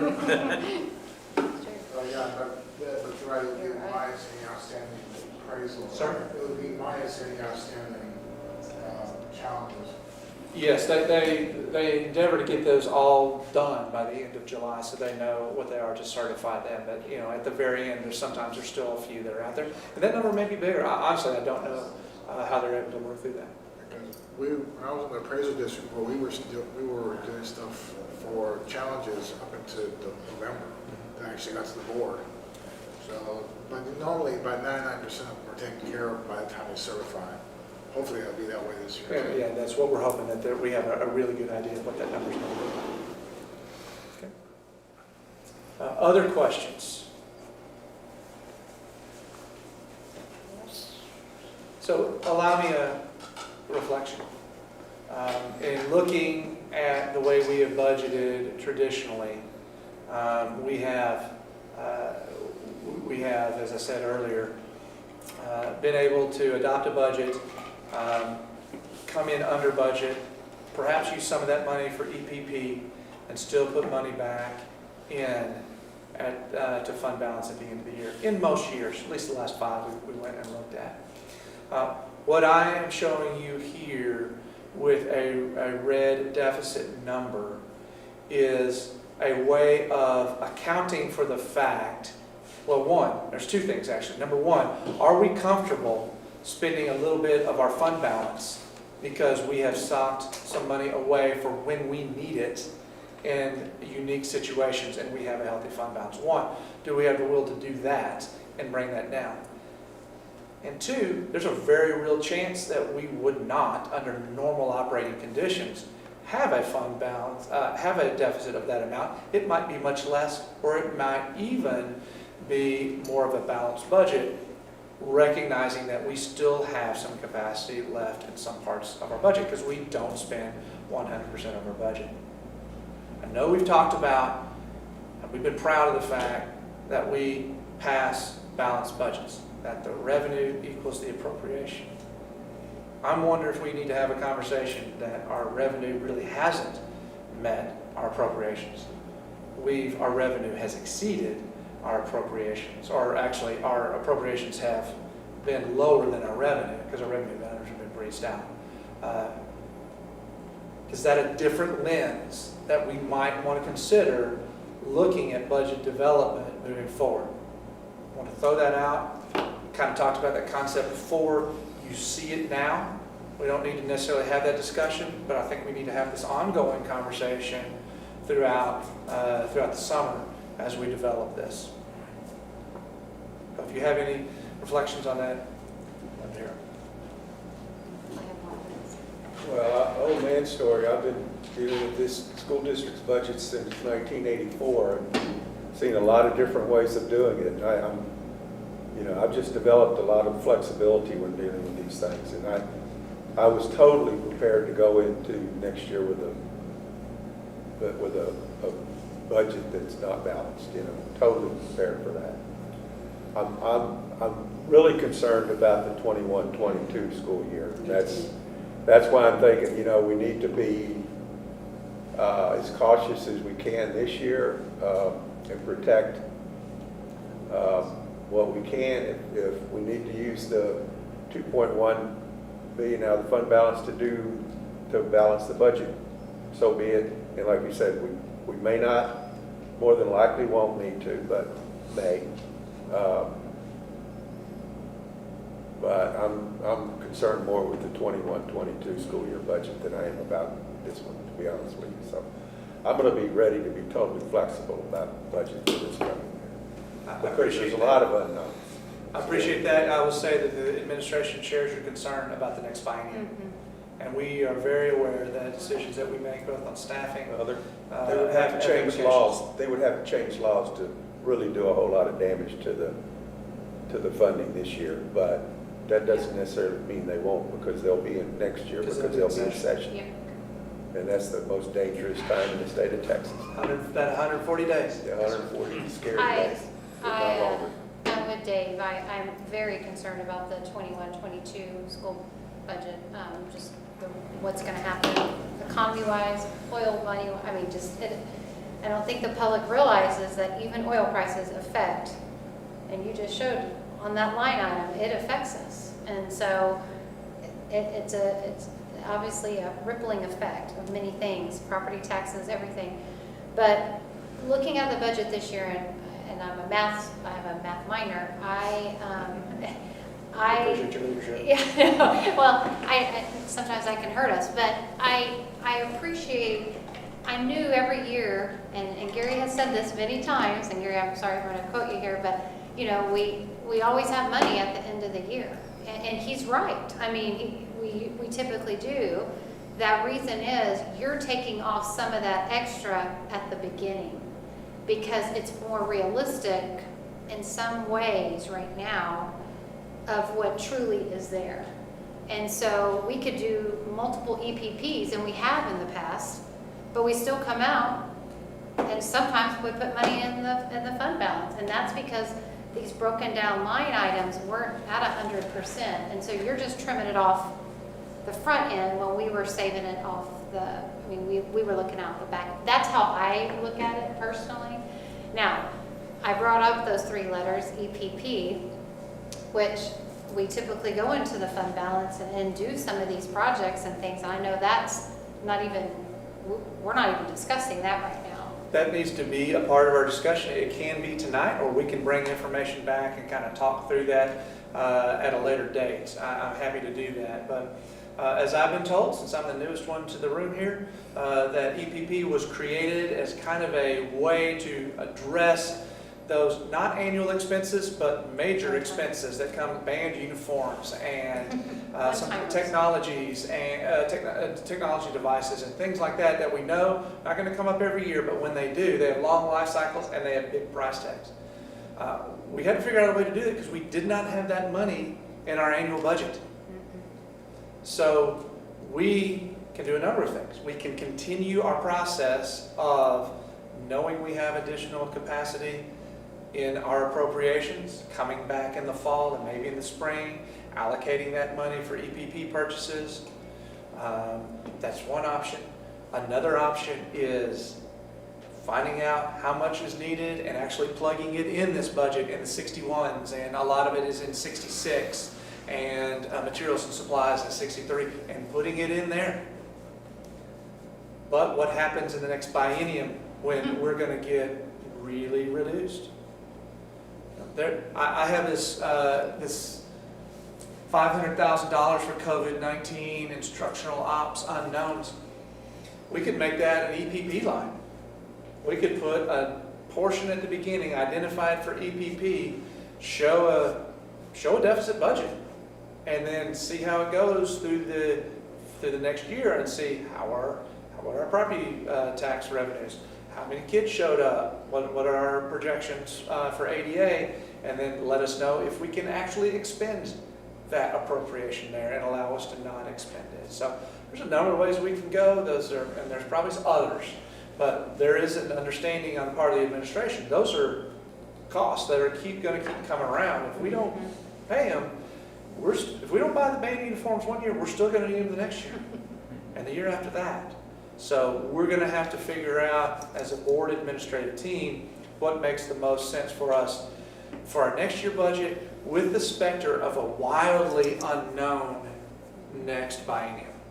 So I look forward to a lot more And conversation. we don't have to talk about you, I just know there's probably things in there that, like you said, that can be following, that we're gonna have to buy this year. You know, we don't have a choice. We've already pushed it 6 years or 5 years or something. So I know as we talk about this fund balance number and things, and maybe coming and actually being at the end of the year, having a balanced budget, there's still some things that we still might need to purchase because of that, so.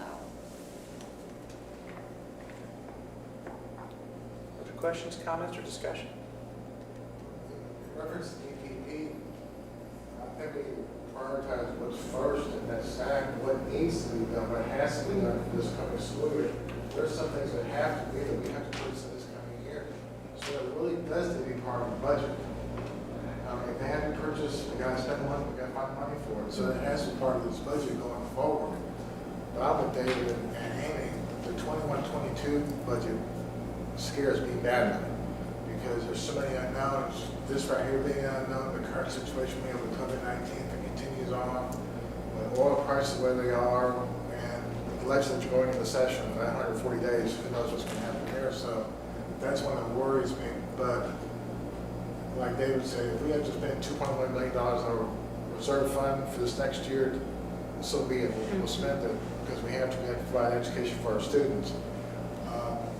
But I do think we need to make sure, what do we need to spend on our EPP this next year that needs to be part of this discussion, needs to be part of this budget right here. So we have not can't had, escape. yeah, we have not, administratively, we've not started that discussion yet. And there's some things we can't escape yet. They gotta be purchased. And we gotta make sure the money is in there, and if it needs to come out of fund balance, then we have a healthy one. I mean, fund balances are things you only do one-offs, or you should do one-offs on, but when you have a non-annual, annual expenditure, which is what EPP is, then you kind of have to have that. So it needs part of this discussion. I like the job that y'all have done in the past, giving us a priority and saying, okay, this is first, this is second, this is third. But you can't push those off too far, because then, maintenance deferred is never a good thing. And so you still have to have maintenance, you have to have roofs that be replaced, have technology replacements. So I think it's got to be part of this discussion at some level. Sooner rather than later, I would think, but certainly before we get to the end of and start approving a budget. What are our intentions as far as EPP is concerned? And we need to continue that conversation. We'll bring information back to you on that, including price and prioritization of potential expenditures. I honestly thought when I came in here and started, working and looking at the different processes that we had, including our budget development process, I was pretty hopeful that we could find some capacity in our budget by modifying our processes so that we could start to go back and actually put those EPP purchases into the regular budget.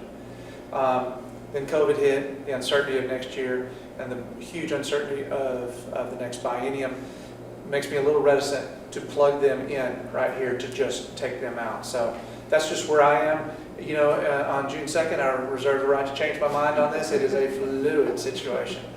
Well, I thought the commissioner said that once for this next year, there'll be flexibility. Yes, sir. Totally, so. Other questions? Okay, we're going to do a couple things. One, we're going to let Dr. Edwards wipe, or Mr. Pruski's going to, somebody's going to wipe down that table, because Dr. Edwards is going to leave. He's going to be joined by Dwayne Westerman from Samco Capital. He's going to help us and lead us through our discussion related to debt service. And the reason why Dr. Edwards is leaving and Dwayne is coming is because we can have 11, per TA guidance, we can have 11 people in the room. So, thank you. So, as we are making those changes, I'm going to pass out the next version of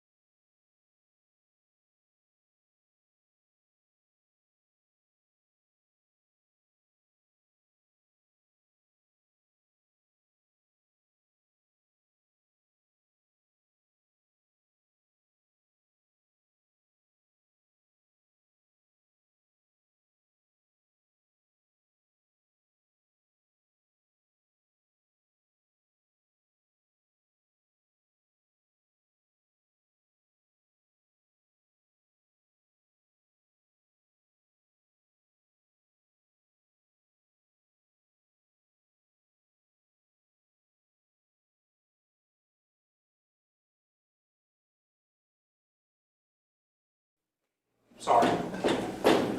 As was evidenced by my email today, sometimes I don't regret on months.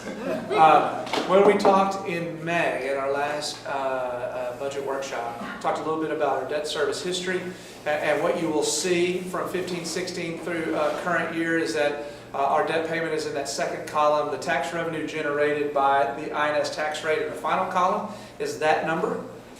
You will see other sources, which is primarily state assistance through existing debt allotment and instructional facilities allotment money. And then the difference, you see a lot of red numbers there, which means we have had to take money from our interest and sinking fund balance. We talked a lot about fund balance tonight. That was maintenance operations. We're a totally different budget, totally different area of the budget here. So our interest in sinking fund balance, we've had to take money out of that we are estimated by the end of this year to have just under $3 million of fund balance available for us to help make subsequent debt payments. So, said another way, we've taken money from the debt service this year, about $2.68 million to make our current year debt payment. And we know that next year our debt service payment is going to increase a little under $1.4 million, so it's going up. And we know the year after that it's going to go up about another $500,000, and then under current debt structure it's going to level off. Our budget assumptions again for INS, and these are the same ones that we had in May, is total assessed value increase, so there's no growth, so it's the same $5.5 billion of assessed value. So there's no increase to the money to the budget for growth in property values. We have a collection rate decrease from 99 to 97. I talked about 98. We changed our budget assumptions for our M&O calculations. We haven't changed that yet on INS, but again, that's something that we'll work on as we go through. That's about a $500,000, $530,000 hit to the budget on that. And then there's only two ways we can address that. It's by continuing to rely on our fund balance, although that's going to run dry. And increasing our levy, or decreasing our payment. And we can do that by taking advantage of advanced refunding options, and that's why we have Mr. Westerman here from Samco to talk with us about that. And so, Dwayne, I'm going to give this kind of let you drive here, and if I get behind on advancing the frame, would you please let me know? Okay, very good. Thank you, Dr. Ely. Good evening, President, members of the board, Dr. Ely. It's good to be here with you. Spread out a little more than usual, but all good. So as Dr. Ely mentioned, we want to go through the debt service budget, look at your debt service requirements, and look at some options to addressing the current challenges.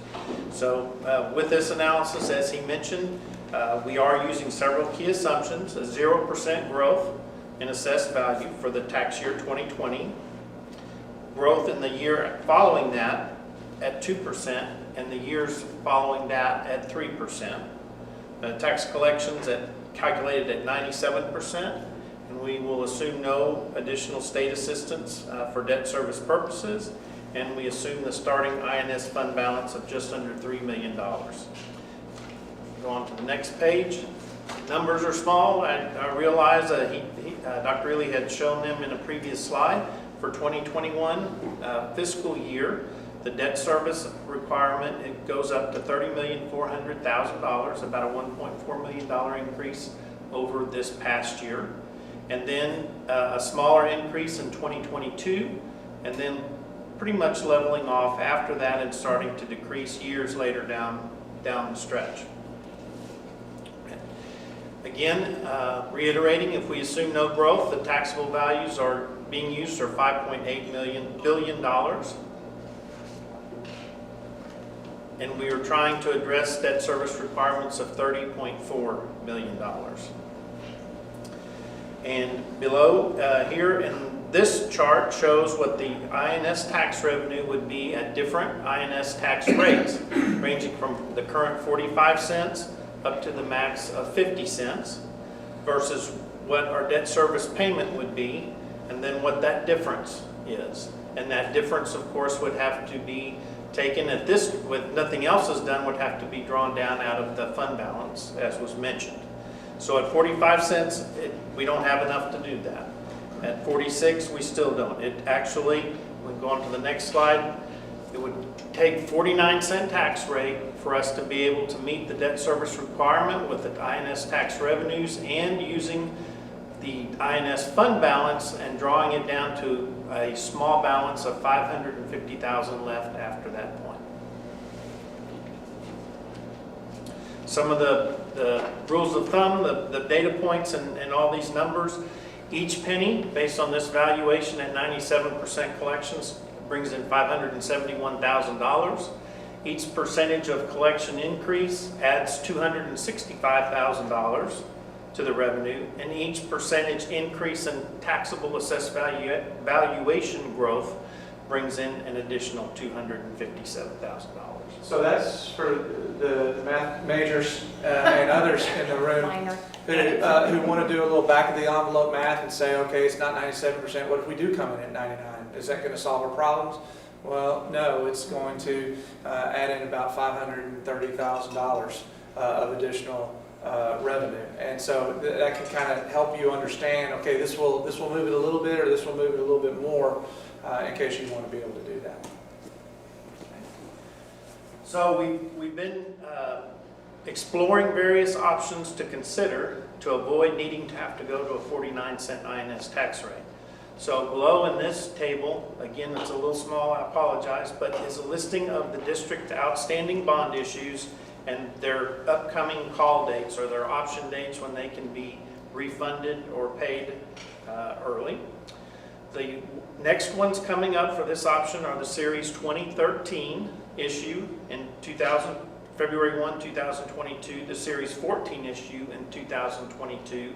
Those are the two highlighted in yellow. And then the Series 14A is February of 2023, as well as the Series 2018 is also 2023. So initially, we're going to take a look at the Series 2013 and Series 2014 that are callable in 2022.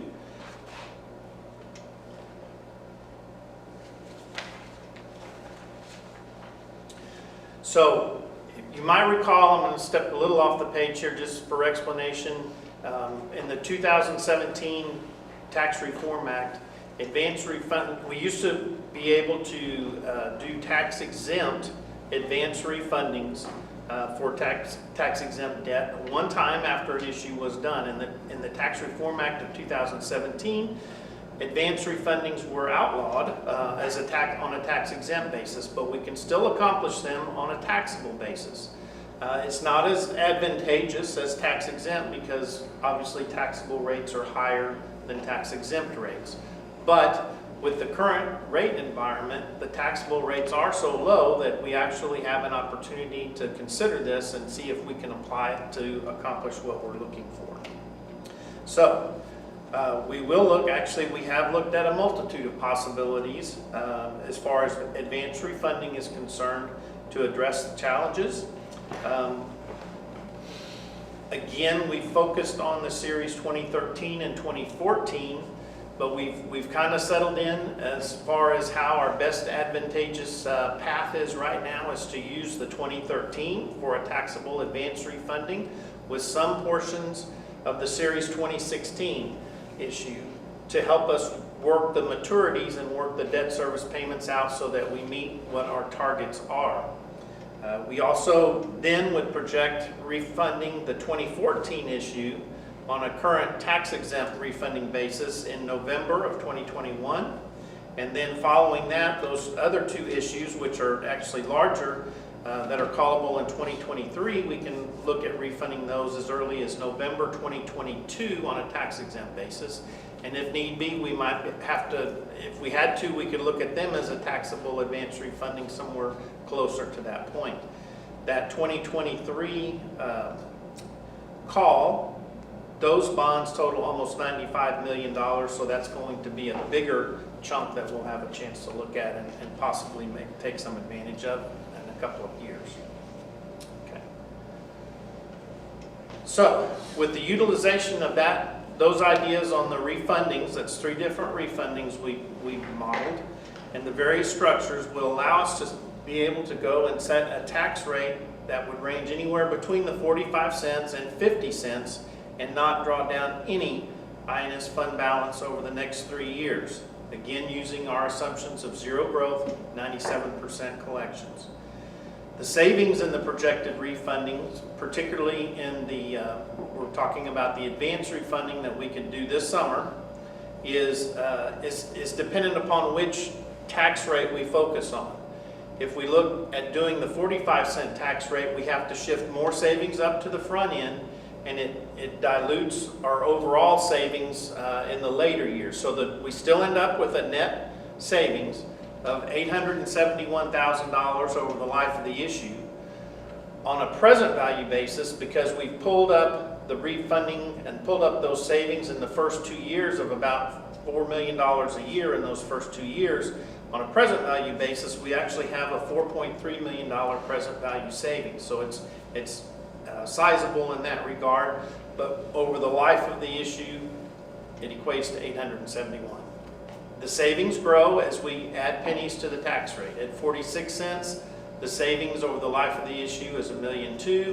At 47 cents, the savings goes to $2,022,000, and at 48 cents, $3.4 million. Does that make sense? I'll stop right there for a quick question. Okay. And although we have tried and modeled over the years, I know we've been through many meetings where our goal has been to try to maintain that 45-cent tax rate. We've known it could be a challenge at different times. In light of the current situation, knowledge that there might be future needs, it may be time that we start considering a possibility of a rate higher than 45 cents. Right now, we've come up with a plan that we can model all of these and still stay there, but it is something that needs to be taken into consideration.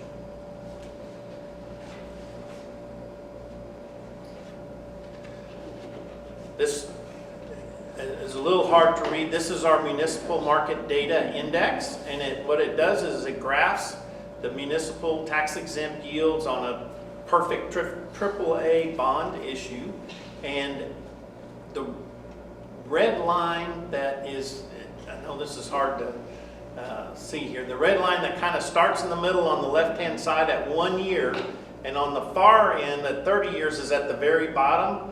that was our scale, our municipal tax exempt yields on February 24th of this year. That lime green line at the very top is where the rates went to on March 20th when all of the COVID pandemic hit its worst experiences and really affected the tax exempt market. And then the blue line that is starts at the very lowest on the left-hand side and kind of tracks the red line the rest of the way, that's where we were at the end of last week with this index. So our rates have settled back down, the markets have calmed and kind of gotten back into their groove, and our rates are at historic lows once again. So from a market standpoint, the interest rate environment is favorable to look at the opportunity to do things that we might have to do.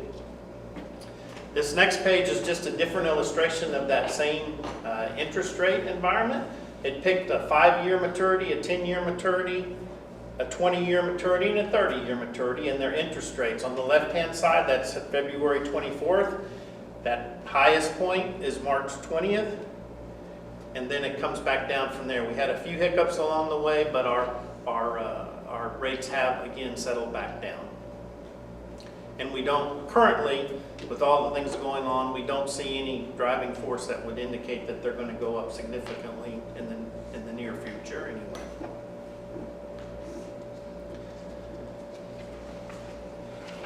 So that's a lot to absorb.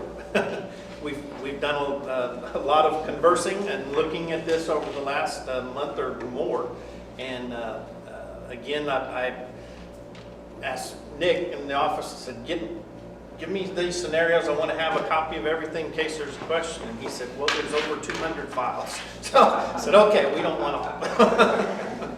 We've asked lots of questions. Can we assume similar numbers if we wait a year to decide on changing the tax rate?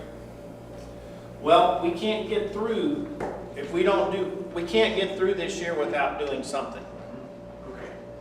No, I mean, but you said if we do something and leave it at 45 cents, we can still get through.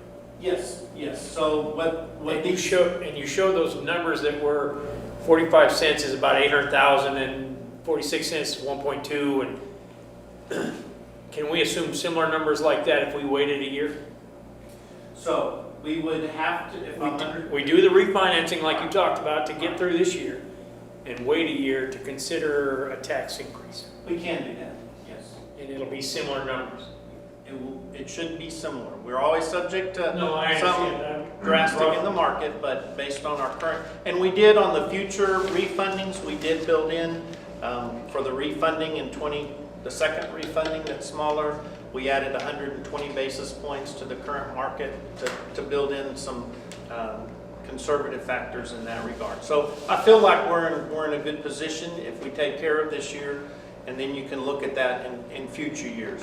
What it does is, again, the refunding is taking savings over the life of the issue, and we're really just plugging them all in the next 2.5 years. And so that means we're pushing some of the debt service out longer.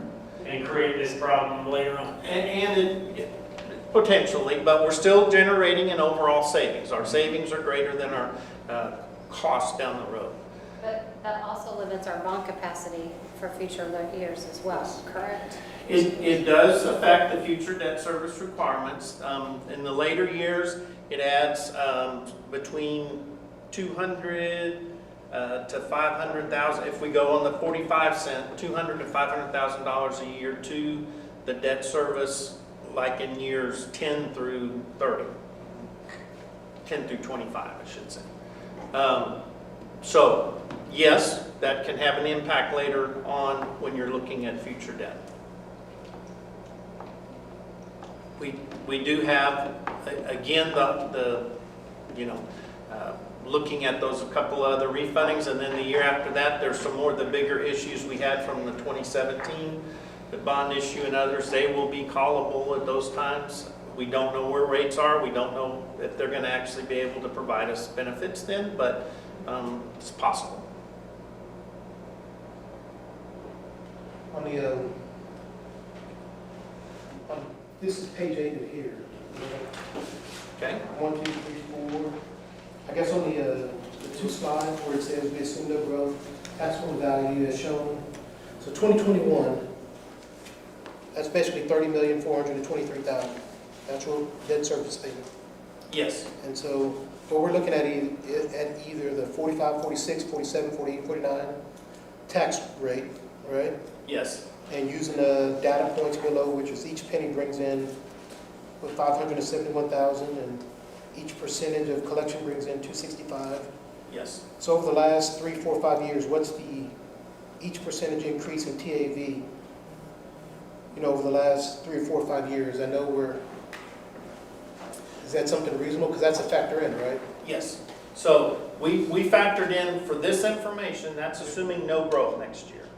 Okay. In the past several years, and Wayne, correct me, I don't have that schedule right in front of me, but I believe we've been in the 3 to 5% increase on taxable values for the last 5 to 10 years. But for this scenario, we're saying no. We're saying no growth between the impact of we don't know what the impact of this COVID scenario is going to do to either the value. You have some preliminary values, all the reports out there, the protests are going to be much larger than normal this year on values, and we don't know what the collection's going to be like if people have been economically harmed through this COVID situation and people getting their taxes paid. So we started with very conservative assumptions when we started this last month of the M&O and INS side. And as we go through, I hate to throw a number out there because everybody always gravitates to that first number, but if we see 1.5% growth in our total assessed value, we'll update this and see what impact it has. I think what the rule of thumb will point out, though, is won't get us from 49 cents to 45. It'll have a smaller impact as we go through those things. What will have the biggest impact is the restructuring of our debt through advanced refunding. Has there ever been a 0 year? There's been a negative year. I mean, back during the recession. We've had years where it's been flat or negative. It's usually a 1-year occurrence, and then things get back into line. We've got a whole history of that, and I apologize I did not bring that page with me. Probably 10 years ago. 9 years ago. I was just staggered. 2009, 2008, 2009. Probably 0 or negative. Yeah. But we used the fund balance to get ourselves out of that one. And we also hadn't had major bond issue. We were coming out of major bonding. We were in between, so we had a margin of error there. So we were okay. And you could use the other fund balance back then. You could help out if you wanted to, but that is not available for us now. That's what I'm saying. That's no longer I an don't option. think we did though, we didn't do that. We had sufficient INS fund balance back then to Okay. make it go, so it was okay. So just so people understand, if they're watching or play back and watch this, so that INS is our debt service for all the buildings that people have voted for the bonds, and we've built those schools or redone things or added to things. And so now, and we knew going in that this upcoming year, we've been warned that this would be a tight one, but it's a perfect storm now with COVID and everything else that's going on, economy, property taxes and all that. So this is just paying, for the public to know, this is the payments on all those buildings and those bonds that we have passed over the years. And so it's your mortgage payment that you're paying right now. And so that's why there's 2 different tax rates. I know a lot of people don't understand that sometimes when it comes to school finance. Well, we kept that debt service payment Yep. low, artificially low. I mean, we kept it Yep. 45 cents. And, I know we sold some bonds, or we went out for some bond issues, and, with the stipulation that the tax rate on the INS would not be higher than 47 or 48 cents, and we always yearly would keep it at 45 or 46, whatever. It's generally cheaper than what we thought it was going to be. So it is a perfect storm. It is. And one of the other things that we haven't really talked about is, appreciate Mr. Westman bringing back some of the presentations and discussion that was had prior to the 16 bond. Remember, 16 bond, we were having discussions in this community in 2015. And we were, off of, record growth and all the, it was a different time. So one of my assumptions was, well, we probably had pretty high, taxable value projections in there that didn't materialize. That really wasn't necessarily the case. We were planning on additional state assistance throughout the life of our bonds, and we do not have those now because of our enrollment growth rate has slowed. So you've seen that was $3 million a year that we were getting in state aid, that now we're getting zero. Mm-hmm. So that's just kind of another contributing factor. I think we planned accordingly. I think we planned well with the information that we had at that time. We understood that we had capacity because we were only levying 45 cents. We had that additional 5 cents should we need it. I don't think we anticipated needing it, but in case it's there, and we find ourselves in that in case situation.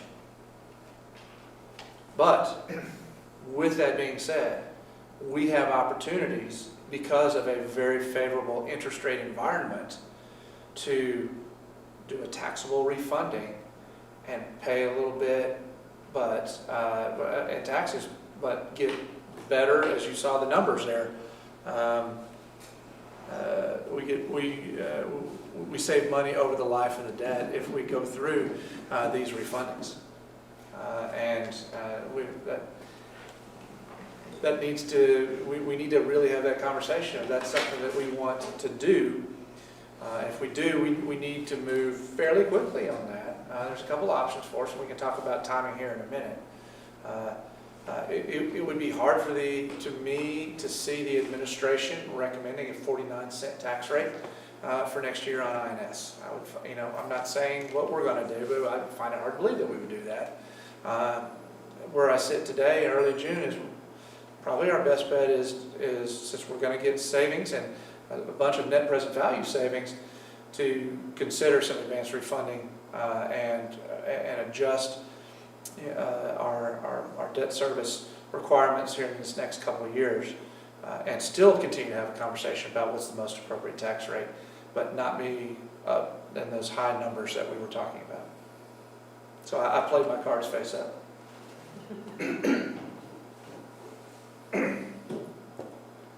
So since we don't have to worry about Dwayne's feelings, you get paid $2.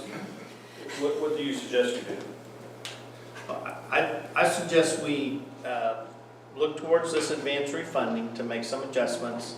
I think the tax rate situation is kind of going, I don't mean to put it back upon you, but I think you need to be conscious of that if it's not this year, it's probably in a couple of years, and particularly if you're thinking of future capacity, it's going to have to come at some point. So if this is not the year, that's fine. We've got a scenario to look at it, but it's probably something we're going to have to get a grasp around. Yeah.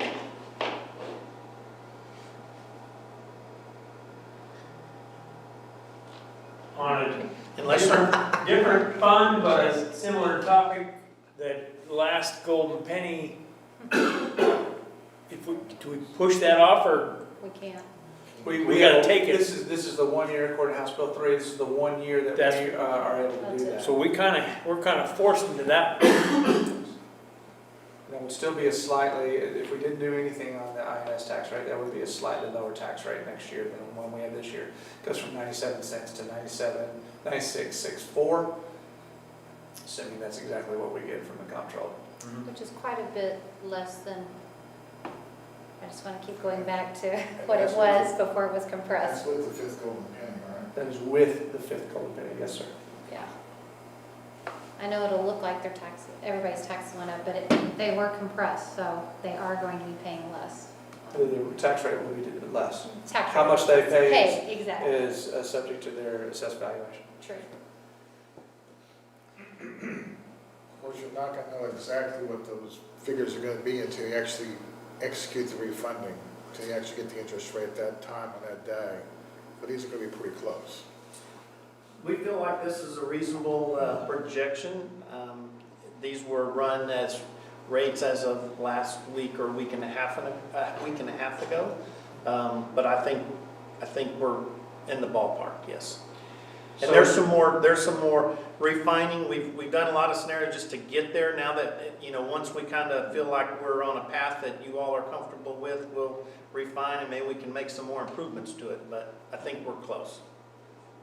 It's rough order of magnitude, and what we would have to do is we would set the sale parameters upon which Samco would be authorized to execute that deal.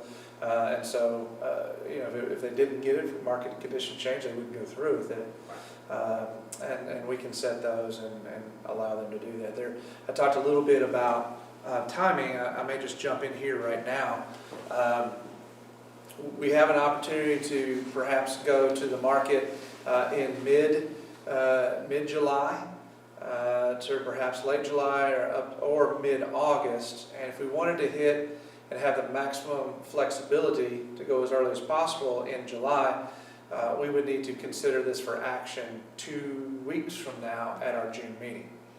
And Samco can work with our bond counsel and have all that ready for us to talk through thoroughly with more precise calculations and scenarios on the part of Samco, and make a decision to authorize Samco to proceed to market if we so choose in June, and that would allow them to have the sale in mid to late July and then report back to us on the status on July 28th. If we want to take a little bit more time and evaluate more of our options, and we wait to the July 28th regular meeting to authorize Samco to proceed and set the parameters for the sale, then that bond sale is going to be in early August. And it's going to get a little closer to the time when we're having to set our tax rate. So it allows us a little bit more time for our deliberation on the front end, but it shortens the time days on the market to go in the most advantageous time for us, for our financial analysts. Well, I'm comfortable bringing it to the board in 2 weeks. I am too. I would say so. Yeah. It gives us the ability to know what our outstanding debt is, and then we can come back and make a decision on the INS tax rate when we have better information. Yes. I would prefer.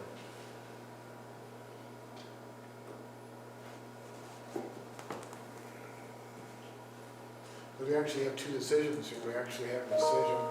We need to refinance. Obviously, we're in a position where we can do that and save ourselves and the taxpayers money in the long run.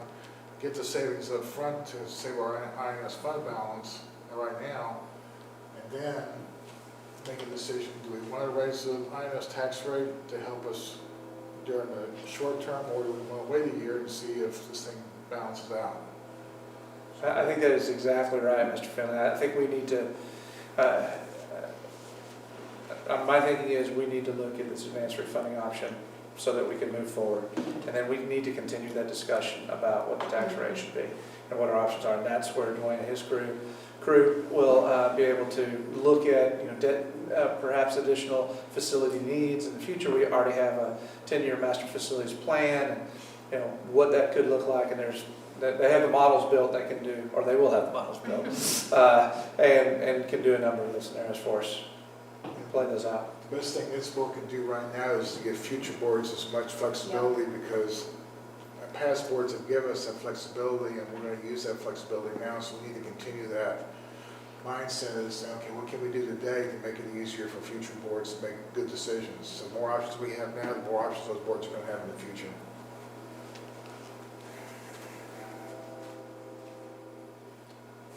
Let's add that to the agenda. Well, not Tuesday then. Everybody? Okay.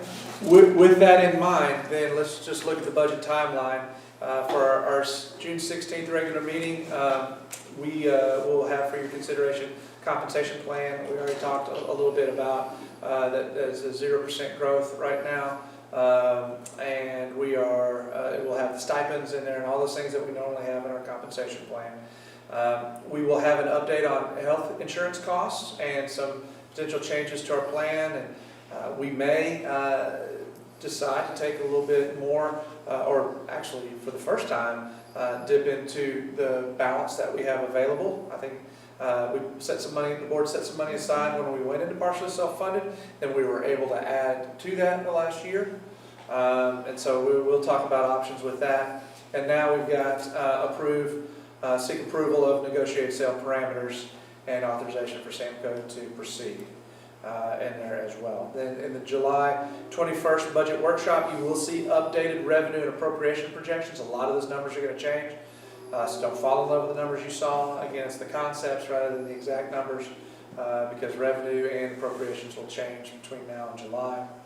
July 28th regular meeting would be an updated property values. We should hopefully have them by then and approve, actually just get a report on the bond sale results and approve that.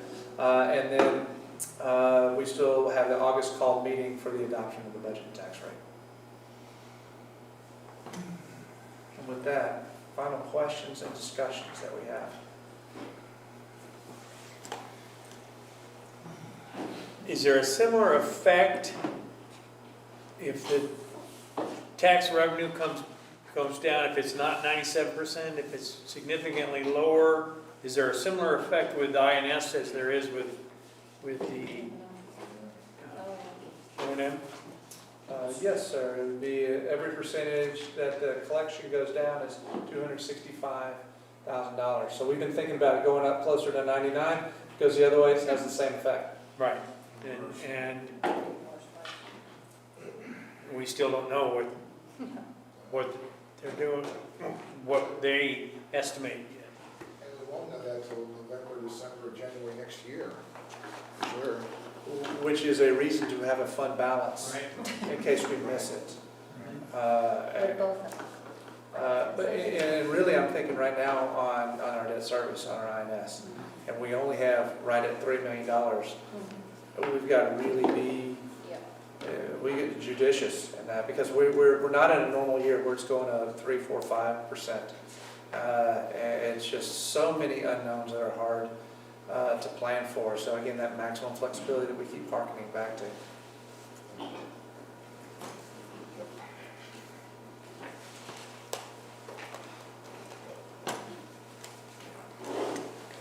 Anything else that you need from Dwayne? Anything else you need from Wayne or myself? Not at the moment. We will get working on the agenda language in the morning and get that to you as quick as we can so you can get it posted properly, and we'll start refining those numbers. Thank you for coming, Jim. Glad to be here. Appreciate it. Thank you, Mike. Thank you, sir. Good to see y'all. See you. Anything else? We got this as a replacement. That's Yes. not part of the agenda. No, so I think that concludes our budget workshop. We are going, just as a reminder that is sitting on your, Priscilla did this, just the upcoming items that we have, just as a reminder, we have a regular board meeting we just discussed. We'll probably see Mr. Westerman again on June 16th, 2 weeks from now.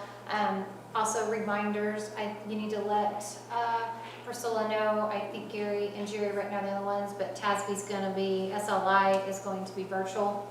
So if you want to attend that, I think we need to, because we need to encumber funds for that. So, and then there's some other things on here, graduations, don't forget that, the time change, so y'all There's make no note of encumber that. funds this year. Yes, it is, there is a cost to Oh, there it. is? It's $100 and something, Oh, I believe, yeah, so they need Do to. we have a time on the military graduation? That's right here. No, it's not on there. There's no time on I don't think, I heard it's still TBD. I believe it's 6:30, but don't quote me right now. It's a military ceremony. Yeah. Yes. Yes. Which we heard is going to be hot there. It It's is. yours. No, it is not. I'm gonna, I thought it was a no, that also changed, this is wrong. This is wrong? Oh, Harry, gosh. go back and read, it's in an email, it's in his. It's in transmittal, yeah. It's in transmittal. You know, military kids don't need a set time, they just kind of show up whenever. No. It said that it'll be at the Veterans Memorial. Yeah. Okay, sure. Yeah. All right, at that, we will adjourn. Oh, well, you didn't get the last line? Okay. Oh, yes, and let me wish an early birthday to Yeah. Mr. Perkins' birthday is tomorrow. I splurged and had a second brownie. And thank you to Ms. Seaver for making our cookies that we kept getting up and getting. Here's the All chair's right. birthday. We are adjourned, it is 8:14.